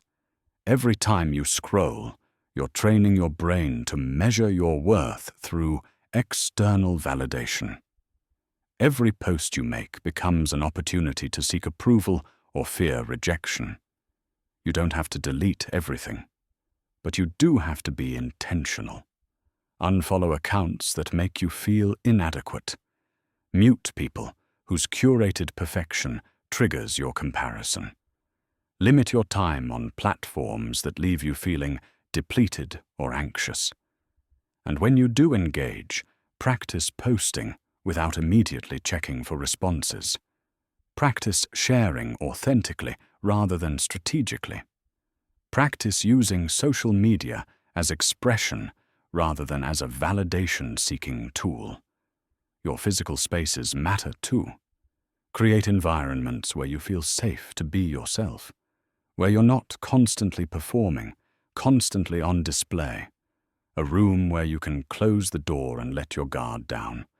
A corner where you can be messy, where perfection isn't required. Spaces shape behavior. If every space you inhabit demands performance, you'll be performing constantly. But if you have spaces where authenticity is the default, you'll strengthen that muscle. Now let's talk about daily rituals. Because transformation doesn't happen in big dramatic moments. It happens in the small, consistent choices you make every single day. And if your days don't include practices that reinforce self-approval, that connect you to your values, that celebrate your authenticity, you'll default back to approval-seeking simply because that's the path of least resistance. Start your day by connecting to yourself before connecting to the world. Before you check your phone, before you see what everyone else is doing, before you start responding to external demands, take even 5 minutes to ground in your own center. This might be meditation or journaling, or simply sitting in silence with your coffee. It might be reading something that inspires you, or moving your body, or stating your intentions for the day. The content matters less than the principle. You're establishing that your relationship with yourself comes first. That before you start seeking approval or managing others' perceptions, you touch base with your own truth. You remember who you are and what matters to you. This creates a foundation for the day, a baseline of self-connection that makes it easier to stay aligned when pressures arise, and end your day with reflection. Not productive review where you analyze what you accomplished, but authentic review where you celebrate moments you showed up as yourself, where you acknowledge times you chose truth over approval, even small times, where you recognize growth, however incremental. This practice trains your brain to find satisfaction in integrity rather than validation. Instead of lying awake, replaying social interactions and judging yourself, you're actively noticing and celebrating authenticity. You're reinforcing the new pattern. You're teaching your system that being yourself is worth celebrating, that it matters, that it's enough. Maybe you write 3 moments from the day where you were real, 3 choices where you aligned with your values, 3 instances where you didn't perform. They don't have to be dramatic. I said no without apologizing. I shared an opinion even though my voice shook. I didn't check my likes. These small moments are everything. These are the building blocks of a new identity. And when you acknowledge them, when you celebrate them, you're building the pathway. You're making it more likely you'll choose authenticity again tomorrow. Creative expression is another foundation that can't be overlooked. Journaling, art, music, dance, any form of unfiltered expression where there's no audience, no judgment, no one to perform for. This is your laboratory for being yourself. This is where you practice letting things move through you without editing them, without making them acceptable, without worrying if they're good enough. When you write in a journal that no one will read, you can be completely honest. You can say things you'd never say out loud. You can explore thoughts and feelings without fear of judgment. This strengthens the connection to your authentic self. It keeps that channel open. It reminds you that you exist independent of others' perceptions. When you create art for yourself, not for social media, not for validation, just for the joy or release or exploration of it, you're practicing sovereignty. You're proving to yourself that your expression has value even when no one witnesses it, even when no one approves, even when it never leaves your studio or your notebook. This practice is subversive in a world that tells you everything you do should be documented, shared, monetized, validated. To create something just for yourself, to express something just because it wants to be expressed, is a radical act of self-approval. And the more you do it, the more you build your capacity to be yourself in every context. These foundations don't just support the work of building sovereignty. They become the work. They are the work. Because freedom isn't something you achieve in isolated moments of courage. Freedom is what emerges when your daily life is designed to support authenticity, when your environment nurtures realness, when your rituals reinforce self-connection, when your physical health stabilizes your nervous system. You're not just learning techniques to interrupt approval-seeking in the moment. You're building a life where approval-seeking becomes less necessary, less automatic, less compelling. You're creating conditions where being yourself is the path of least resistance rather than the path of most courage. This is how change becomes sustainable. Not through willpower, not through constant vigilance, but through foundation. Through choosing, day after day, to structure your life in ways that support who you're becoming. Through recognizing that your sleep, your nutrition, your movement, your relationships, your environment, your rituals, your creative practice are all either supporting your sovereignty or undermining it. There's no neutral. Every choice is moving you closer to freedom or further from it. So build the bedrock, tend the foundation, make the boring choices that create stable ground, because when the foundation is solid, everything you build on top of it stands strong. And when the foundation is weak, even the most beautiful structure will eventually crumble. You're not just learning to be yourself in moments. You're creating a life where being yourself is simply who you are. You're building a new life on solid ground, creating conditions where authenticity becomes natural rather than forced. But perhaps part of you still wonders if this is real, if change is actually possible, if the patterns carved so deeply into your system can truly be transformed. So let's talk about the science. Let's talk about what's actually happening in your brain and body when you practice these tools, why they work, and how transformation isn't just a nice idea, but a biological reality. Your brain is not fixed. This is the first thing you need to understand. For decades, scientists believed that the adult brain was essentially static, that neural pathways formed in childhood were permanent, that who you were by 25 was who you'd be forever. But that understanding was completely wrong. The discovery of neuroplasticity changed everything. Neuroplasticity is your brain's ability to reorganize itself, to form new neural connections, to literally rewire its structure based on experience and practice. Every time you think a thought, perform an action, or have an experience, neurons fire in specific patterns, and neurons that fire together wire together. This is not metaphor. This is physical reality. The more you repeat a pattern, the stronger that neural pathway becomes. The more you avoid a pattern, the weaker it gets. You've been practicing approval-seeking for years, maybe decades. Every time you edited yourself, every time you checked for validation, every time you shaped your behavior to gain acceptance, you were strengthening those neural pathways. You were literally building brain architecture optimized for external validation. The approval-seeking pathway became a superhighway in your brain, fast and automatic, the default route your mind takes without conscious thought. But here's the transformative truth.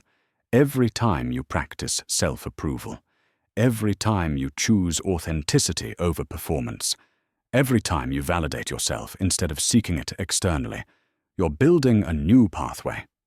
At first, it's just a dirt trail in the forest. Slow, difficult, requires deliberate effort. But with repeated practice, that trail becomes a path, then a road, and eventually, with enough repetition, it can become the new superhighway, while the old approval-seeking route slowly grows over from disuse. This is why the 5% realignment matters. This is why small, consistent choices compound over time. You're not just changing behavior. You're literally restructuring your brain. Each practice session, each moment of choosing yourself, is laying down myelin, the insulation around neurons that makes signals travel faster and stronger. You're building the neural infrastructure of sovereignty. The timeline varies. Some pathways strengthen quickly, within weeks. Others take months or years, especially patterns formed early in childhood. But change is always possible. Your brain remains plastic throughout your entire life. The 70-year-old brain can still form new pathways. The 50-year-old nervous system can still learn new patterns. You are never too old, never too stuck, never beyond the possibility of transformation. Now let's talk about the default mode network, or DMN. This is a specific network of brain regions that activate when you're not focused on the external world, when your mind is wandering, when you're engaged in self-referential thinking.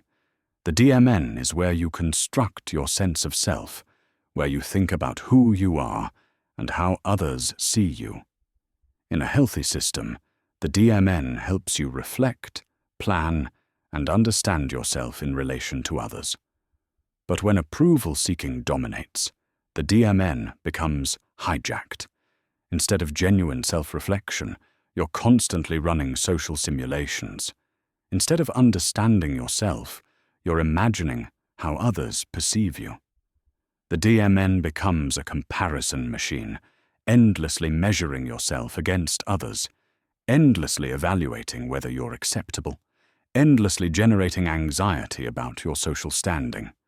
Research shows that people with social anxiety have hyperactive DMNs that won't turn off.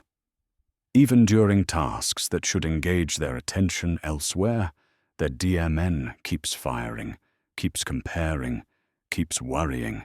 This is the neural signature of approval seeking. Your brain literally cannot stop monitoring and evaluating your social acceptability. But meditation practices, mindfulness, and self-compassion training have been shown to quiet the DMN.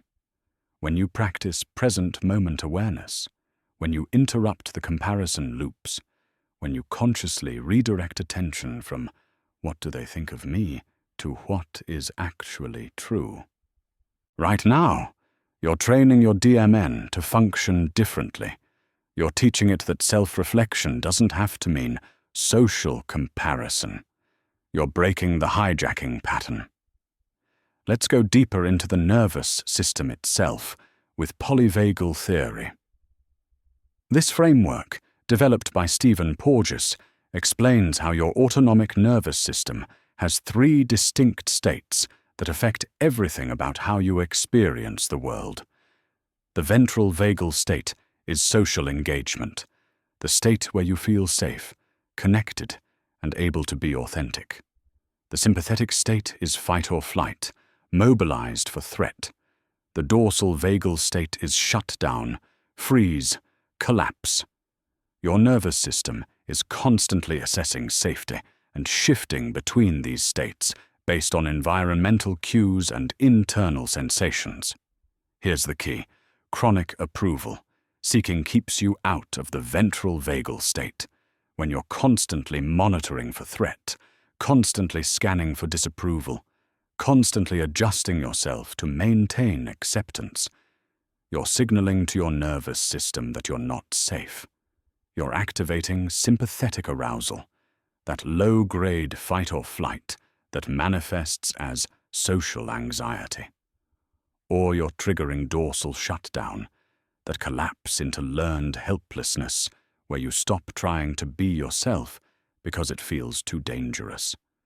The practices you're learning, the foundational work of regulating your nervous system through sleep and nutrition and exercise, the rituals of self-connection, these are all ways of helping your system find ventral, vagal safety. When your nervous system feels safe, authenticity becomes possible. When it doesn't, you'll default to survival strategies like approval seeking, no matter how much you intellectually understand the pattern. This is why you can't just think your way out of this. Your prefrontal cortex can understand everything about why approval seeking is problematic, But if your autonomic nervous system is screaming danger, you'll seek approval anyway because your body is trying to survive. The work is teaching your nervous system through repeated experience that being yourself is safe, that disapproval isn't death, that you can handle rejection and remain okay. Now let's examine dopamine, the neurotransmitter that drives motivation and reward. Dopamine doesn't create pleasure itself. It creates the wanting, the seeking, the anticipation of reward, and its release is strongly influenced by unpredictability. When a reward is certain, dopamine drops. When it's uncertain, dopamine surges, driving you to keep seeking. External validation operates on unpredictable reward schedules. Sometimes people like your post, sometimes they don't. Sometimes they approve. Sometimes they criticize.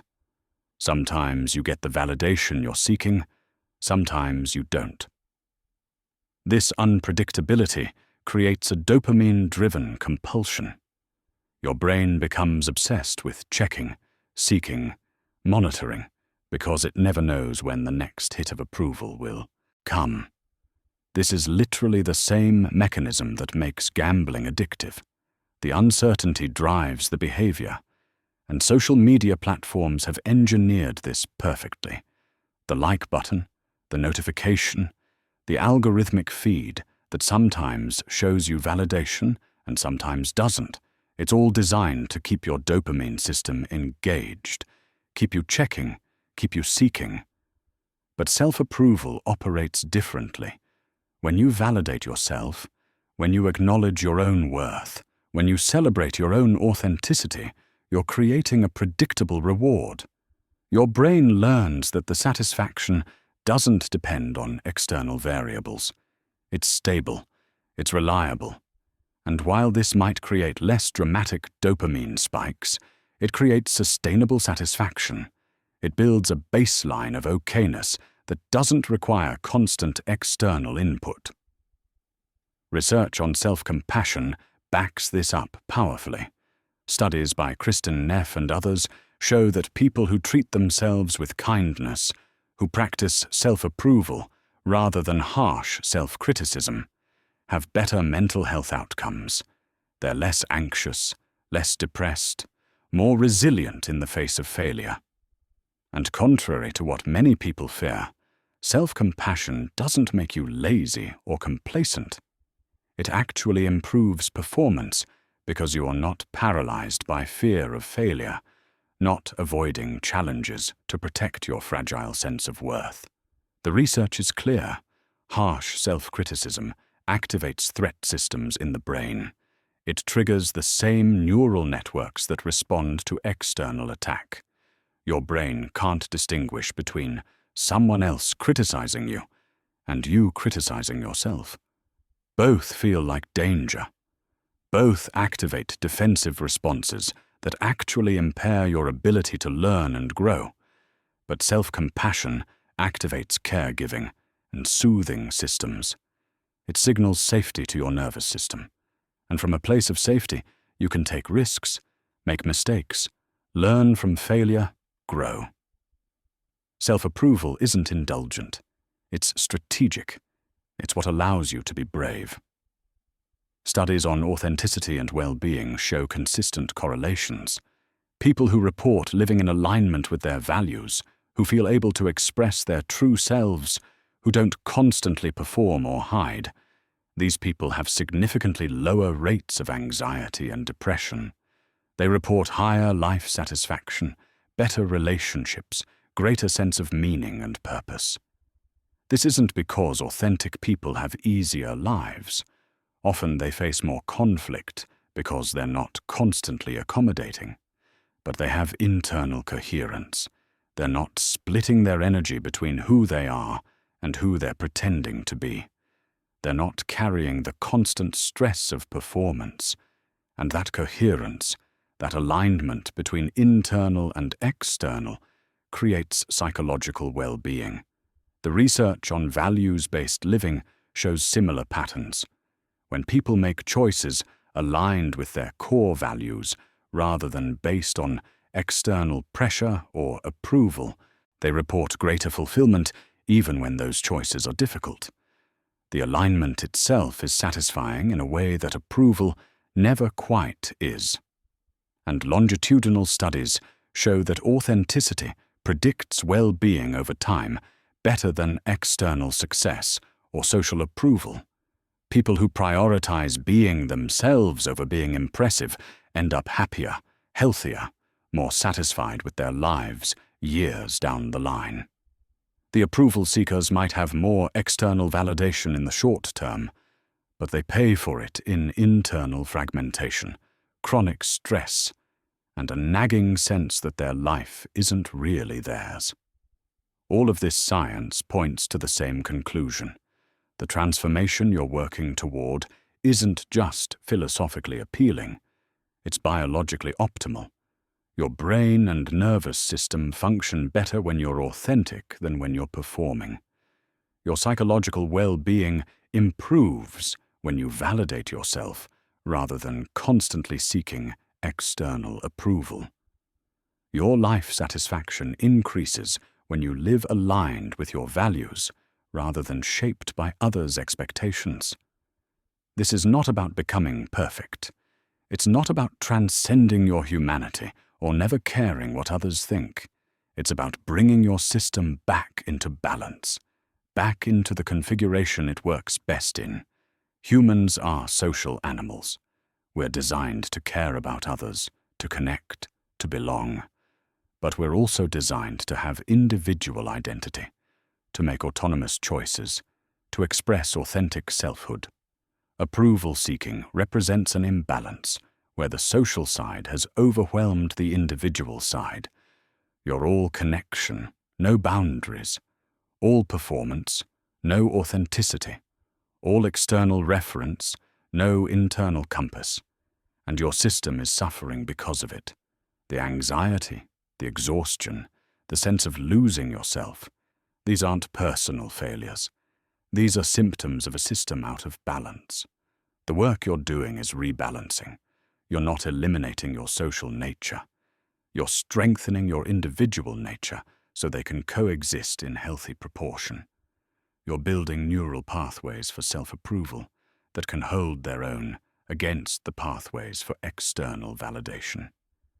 You're teaching your nervous system that safety doesn't only come from others' acceptance, but also from your own integrity. And the beautiful thing? The science shows this is possible. Not easy, not quick, but possible, real, measurable. Your brain can change, your nervous system can learn new patterns, your psychological well-being can improve. The person you're becoming isn't a fantasy. It's a biological potential waiting to be actualized through practice, through repetition, through the daily choice to validate yourself instead of seeking it elsewhere. This transformation is written into your neurobiology. Your brain wants to rewire toward what serves you. Your nervous system wants to find safety and balance. Your psychology wants coherence and authenticity. You're not fighting against your nature. You're finally, beautifully, coming home to it. The science shows you what's possible. The practices give you the path. But knowledge and tools aren't enough when the pressure hits. Because there will be moments, guaranteed, when everything you've learned seems to evaporate. When the old patterns roar back with a force that makes you wonder if you've made any progress at all. When your hands are shaking and your heart is pounding and every cell in your body is screaming for you to perform, to accommodate, to seek approval like your life depends on it. These moments are not setbacks. These moments are the work. This is where transformation either takes root or withers. Because anyone can practice sovereignty when things are calm, when the stakes are low, when no one's pushing back. But can you stay true when someone's angry at you? Can you hold your ground when criticism feels like an attack? Can you maintain your center when failure is public and humiliation feels imminent? Can you survive rejection without collapsing into the belief that you're fundamentally unworthy? This is where we find out. This is the fire that either forges you or breaks you, and you need to be ready for it. First, understand that the intensity of these moments is information, not evidence of failure. When your heart races, when your stomach drops, when your hands shake, your body is telling you something important. This matters to you. You care. You're human. The activation you're feeling isn't weakness. It's your nervous system doing exactly what it was designed to do, mobilizing energy in response to perceived threat.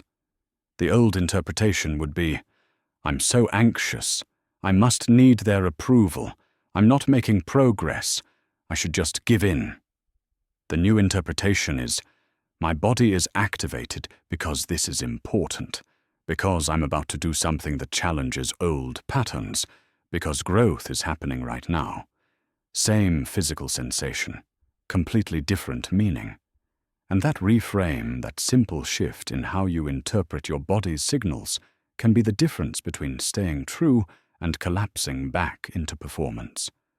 So when the pressure hits, when you feel that activation, you need an emergency protocol, a sequence you can follow even when your thinking brain has gone offline, even when you're flooded with emotion, even when every instinct is pulling you back toward approval seeking. Step 1. Breathe, not metaphorical breathing. Actual, deliberate, physiological breathing that signals safety to your nervous system. Slow exhales, longer than your inhales. This activates the parasympathetic nervous system, the ventral vagal state of social engagement and calm. Your body can't be in fight or flight and in rest and digest simultaneously. Breathing is how you manually shift the state. 3 deep breaths, 6 seconds in, 8 seconds out. This gives your prefrontal cortex time to come back online, gives you access to choice rather than pure reaction. Step 2. Ground. Feel your feet on the floor. Feel the chair beneath you. Name 5 things you can see. This pulls you out of the spiral in your head and back into physical reality. When you're grounded in the present moment, in the actual sensory experience of now, you're not catastrophizing about the future or ruminating about the past. You're here, and here is almost always more manageable than the stories your mind tells about what this moment means. Step 3. Acknowledge the fear. Don't try to make it go away. Don't judge yourself for feeling it. Just name it. I'm afraid they'll reject me. I'm terrified of looking stupid.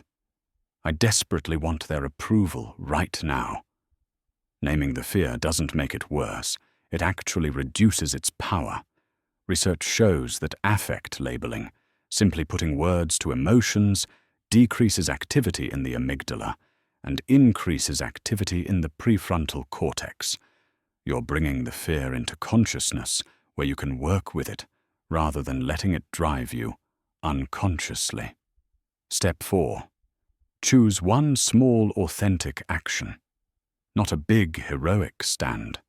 Not a complete transformation of the situation. Just one small move in the direction of truth. One sentence that's 5% more honest than you would have been before. One boundary that's slightly firmer. One moment of not rushing to fix the other person's discomfort. Small, authentic, possible even with shaking hands. This is the emergency protocol. Breathe, ground, acknowledge, act. You can do this in 90 seconds. You can do it in the bathroom during a difficult meeting. You can do it silently while someone's waiting for your response. You can do it 12 times in one conversation if you need to. It's your anchor when everything else is chaos. Now let's walk through specific high-pressure scenarios. so you know what this looks like in practice. Scenario 1. You receive harsh criticism. Maybe it's from your boss. Maybe it's a scathing comment online. Maybe it's a friend telling you how you've disappointed them. Your immediate impulse is either to collapse into shame, taking it all in as truth about your fundamental inadequacy, or to rage defensively, rejecting everything, making them wrong to avoid feeling the pain. Both are approval-seeking in disguise. Collapse seeks approval through self-punishment. If I beat myself up enough, maybe they'll forgive me. Rage seeks approval through dominance. If I make them wrong, I can be right and therefore okay. Instead, you run the protocol. You breathe, feeling the intensity in your body without letting it dictate your response. You ground, reminding yourself this is one person's perspective, not objective reality. You acknowledge, I feel hurt, I feel defensive. I want to either attack or collapse. And then you choose authenticity. I hear that you're disappointed. I need some time to think about this feedback. Not agreement, not defense, just acknowledgement and space. You've stayed present without abandoning yourself. Later, when you're regulated, you can come back and ask, is there truth in this criticism? Is there something valuable here, even if the delivery was harsh? And you can separate their judgment from your worth, taking what's useful and releasing what's projection. Scenario 2. Someone is disappointed in you because you set a boundary. You said no to something, and now they're hurt, or angry, or giving you the cold shoulder. Everything in you wants to take it back, to apologize, to fix their discomfort by sacrificing your boundary. This is the moment where most people break, where the guilt feels too heavy, where maintaining the boundary feels cruel. You breathe, you ground, you acknowledge, I feel terrible. I hate that they're upset. I want to fix this by giving in. And then you choose. You let them be disappointed. You don't rush to soothe them. You don't apologize for having needs. You might say, I understand this isn't what you wanted, and my answer is still no. And then you sit with the discomfort of their disappointment without making it mean you're a bad person. This is excruciating the first few times. Your nervous system will scream that you're in danger, that you're about to be abandoned, that you must fix this immediately. But you stay. You tolerate their disappointment, and you discover something profound. People can be disappointed in you, and the world doesn't end. The relationship might shift, or it might deepen when they realize your boundaries are real. Either way, you've proven to yourself that you can survive their displeasure, that you don't need to accommodate everyone to be okay. Scenario 3. You fail publicly. A project falls apart, a presentation goes badly. You make a visible mistake that everyone sees. The shame is overwhelming. The urge to hide, to defend, to prove it wasn't your fault, to somehow restore your image is almost irresistible. You breathe through the shame. You ground in the reality. Yes, this happened, and it doesn't define your entire worth. You acknowledge, I feel humiliated. I'm afraid everyone thinks I'm incompetent. I want to disappear. And then you choose authenticity. You own the failure simply and without excessive self-flagellation. I made a mistake here. I'll learn from it and do better.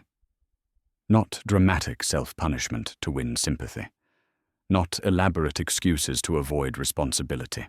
Just clean ownership.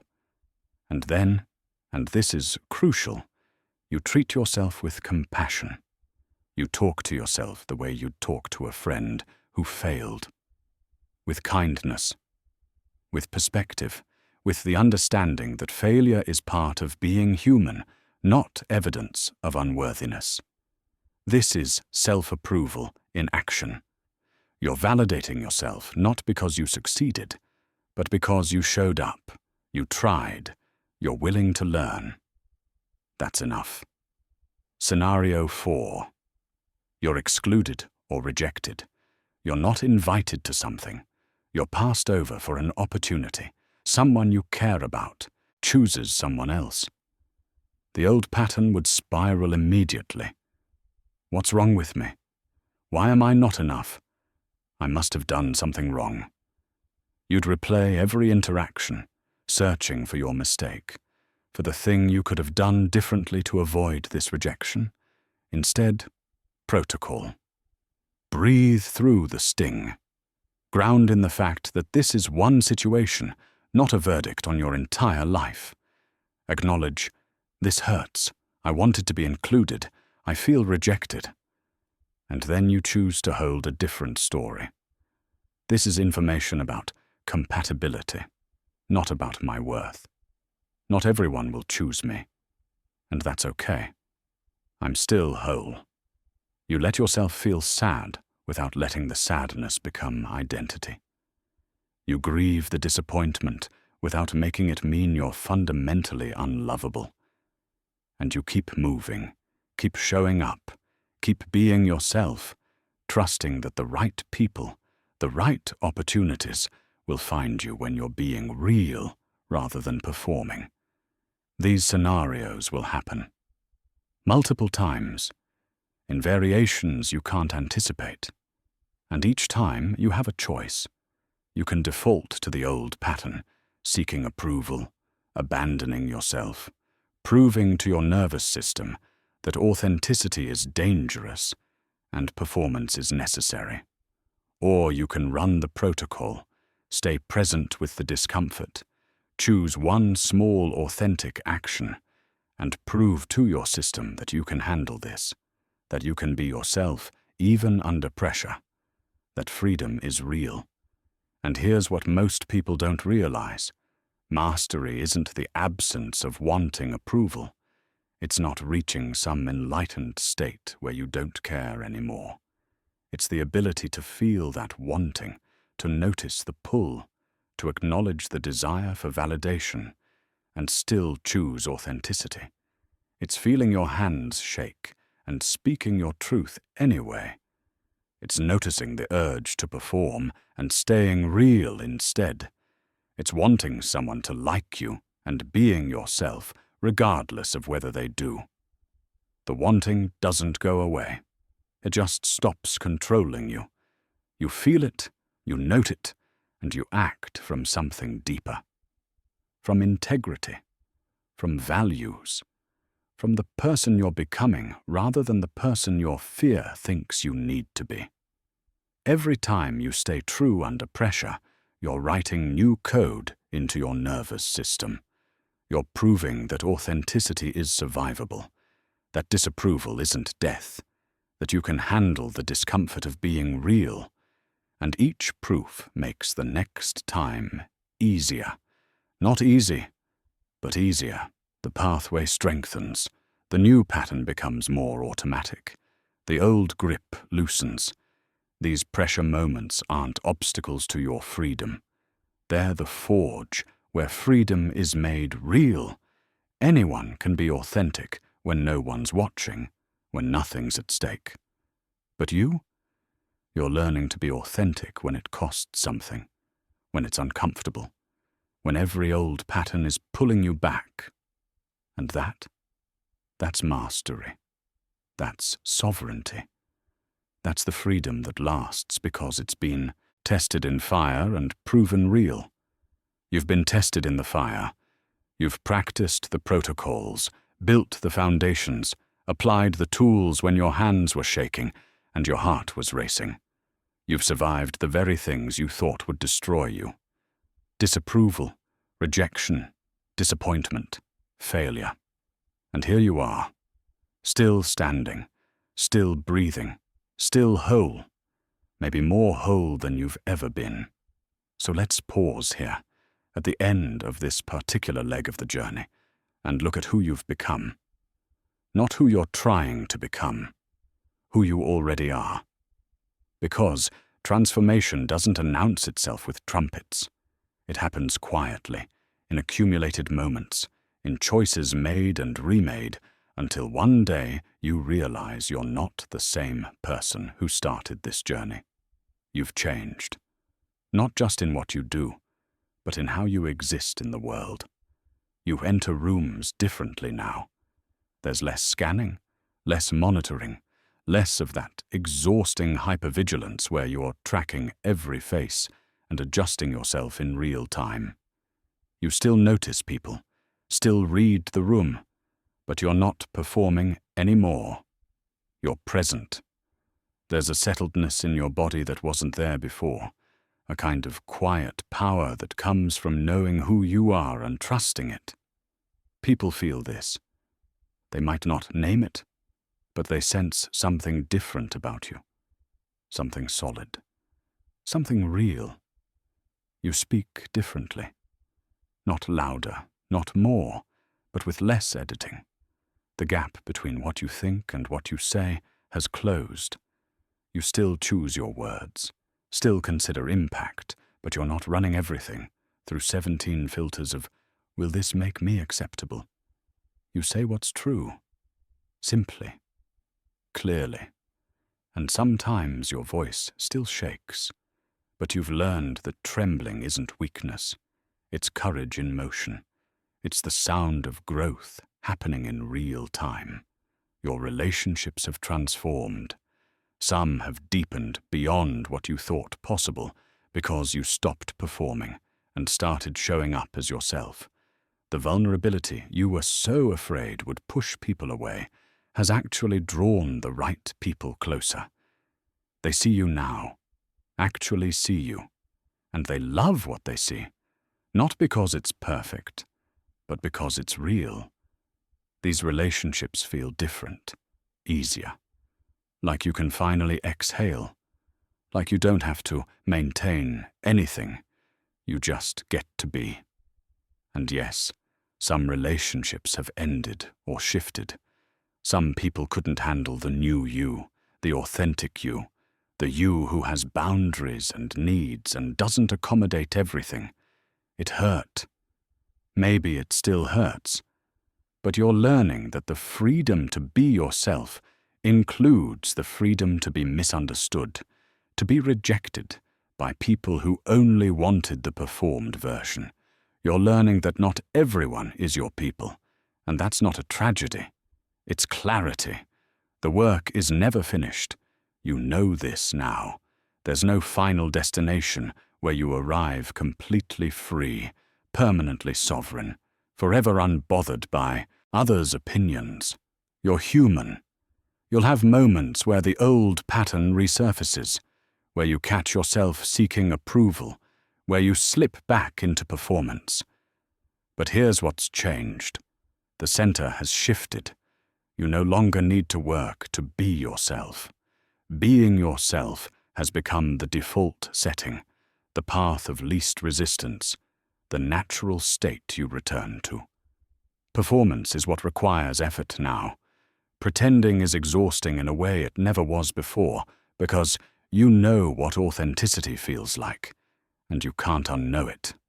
You can't go back to living at that distance from yourself. You've tasted freedom, and nothing else satisfies quite the same way. Look at your future now. Not the future you thought you should want, not the one that would impress everyone, but the one that actually calls to you. What becomes possible when you're no longer constrained by the need for constant approval? You make bolder choices. You say yes to opportunities that excite you even if they're unconventional, even if people don't understand, even if they come with risk of visible failure. You say no to opportunities that look impressive but feel hollow. That would require you to be someone you're not. That would compromise the integrity you've worked so hard to build. Your decisions come from your center now, not from polling everyone around you to see what they think you should do. You create more meaningful work. Whatever your work is, It becomes infused with more of you. Your actual perspective, your unique voice, your genuine passion. You stop trying to make things that will be universally loved and start making things that are truly yours. And paradoxically, this makes your work more powerful, not less, because people can feel the difference between something made to please and something made from truth. You love more fully. Romantic love, friendship, family, all of it deepens when you're not performing. You can be vulnerable without being desperate.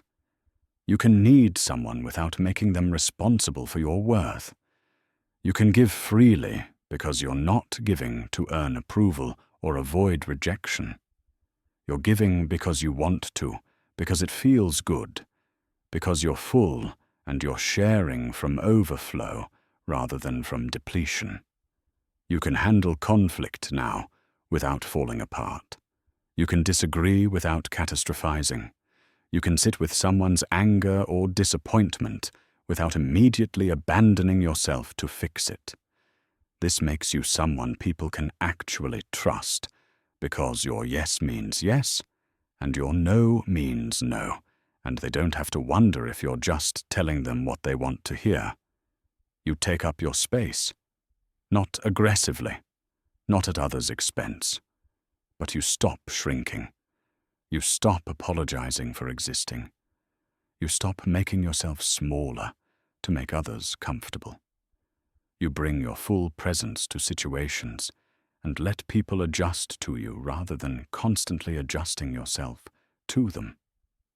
And the right people, your people, appreciate this. They want you full-sized. They want all of you. Some people won't understand this version of you. Your family might say you've changed, and not mean it as a compliment. Old friends might accuse you of being selfish or difficult, or not the person they remember. Colleagues might be uncomfortable with your boundaries. People who benefited from your people-pleasing might be upset that you're no longer accommodating every request.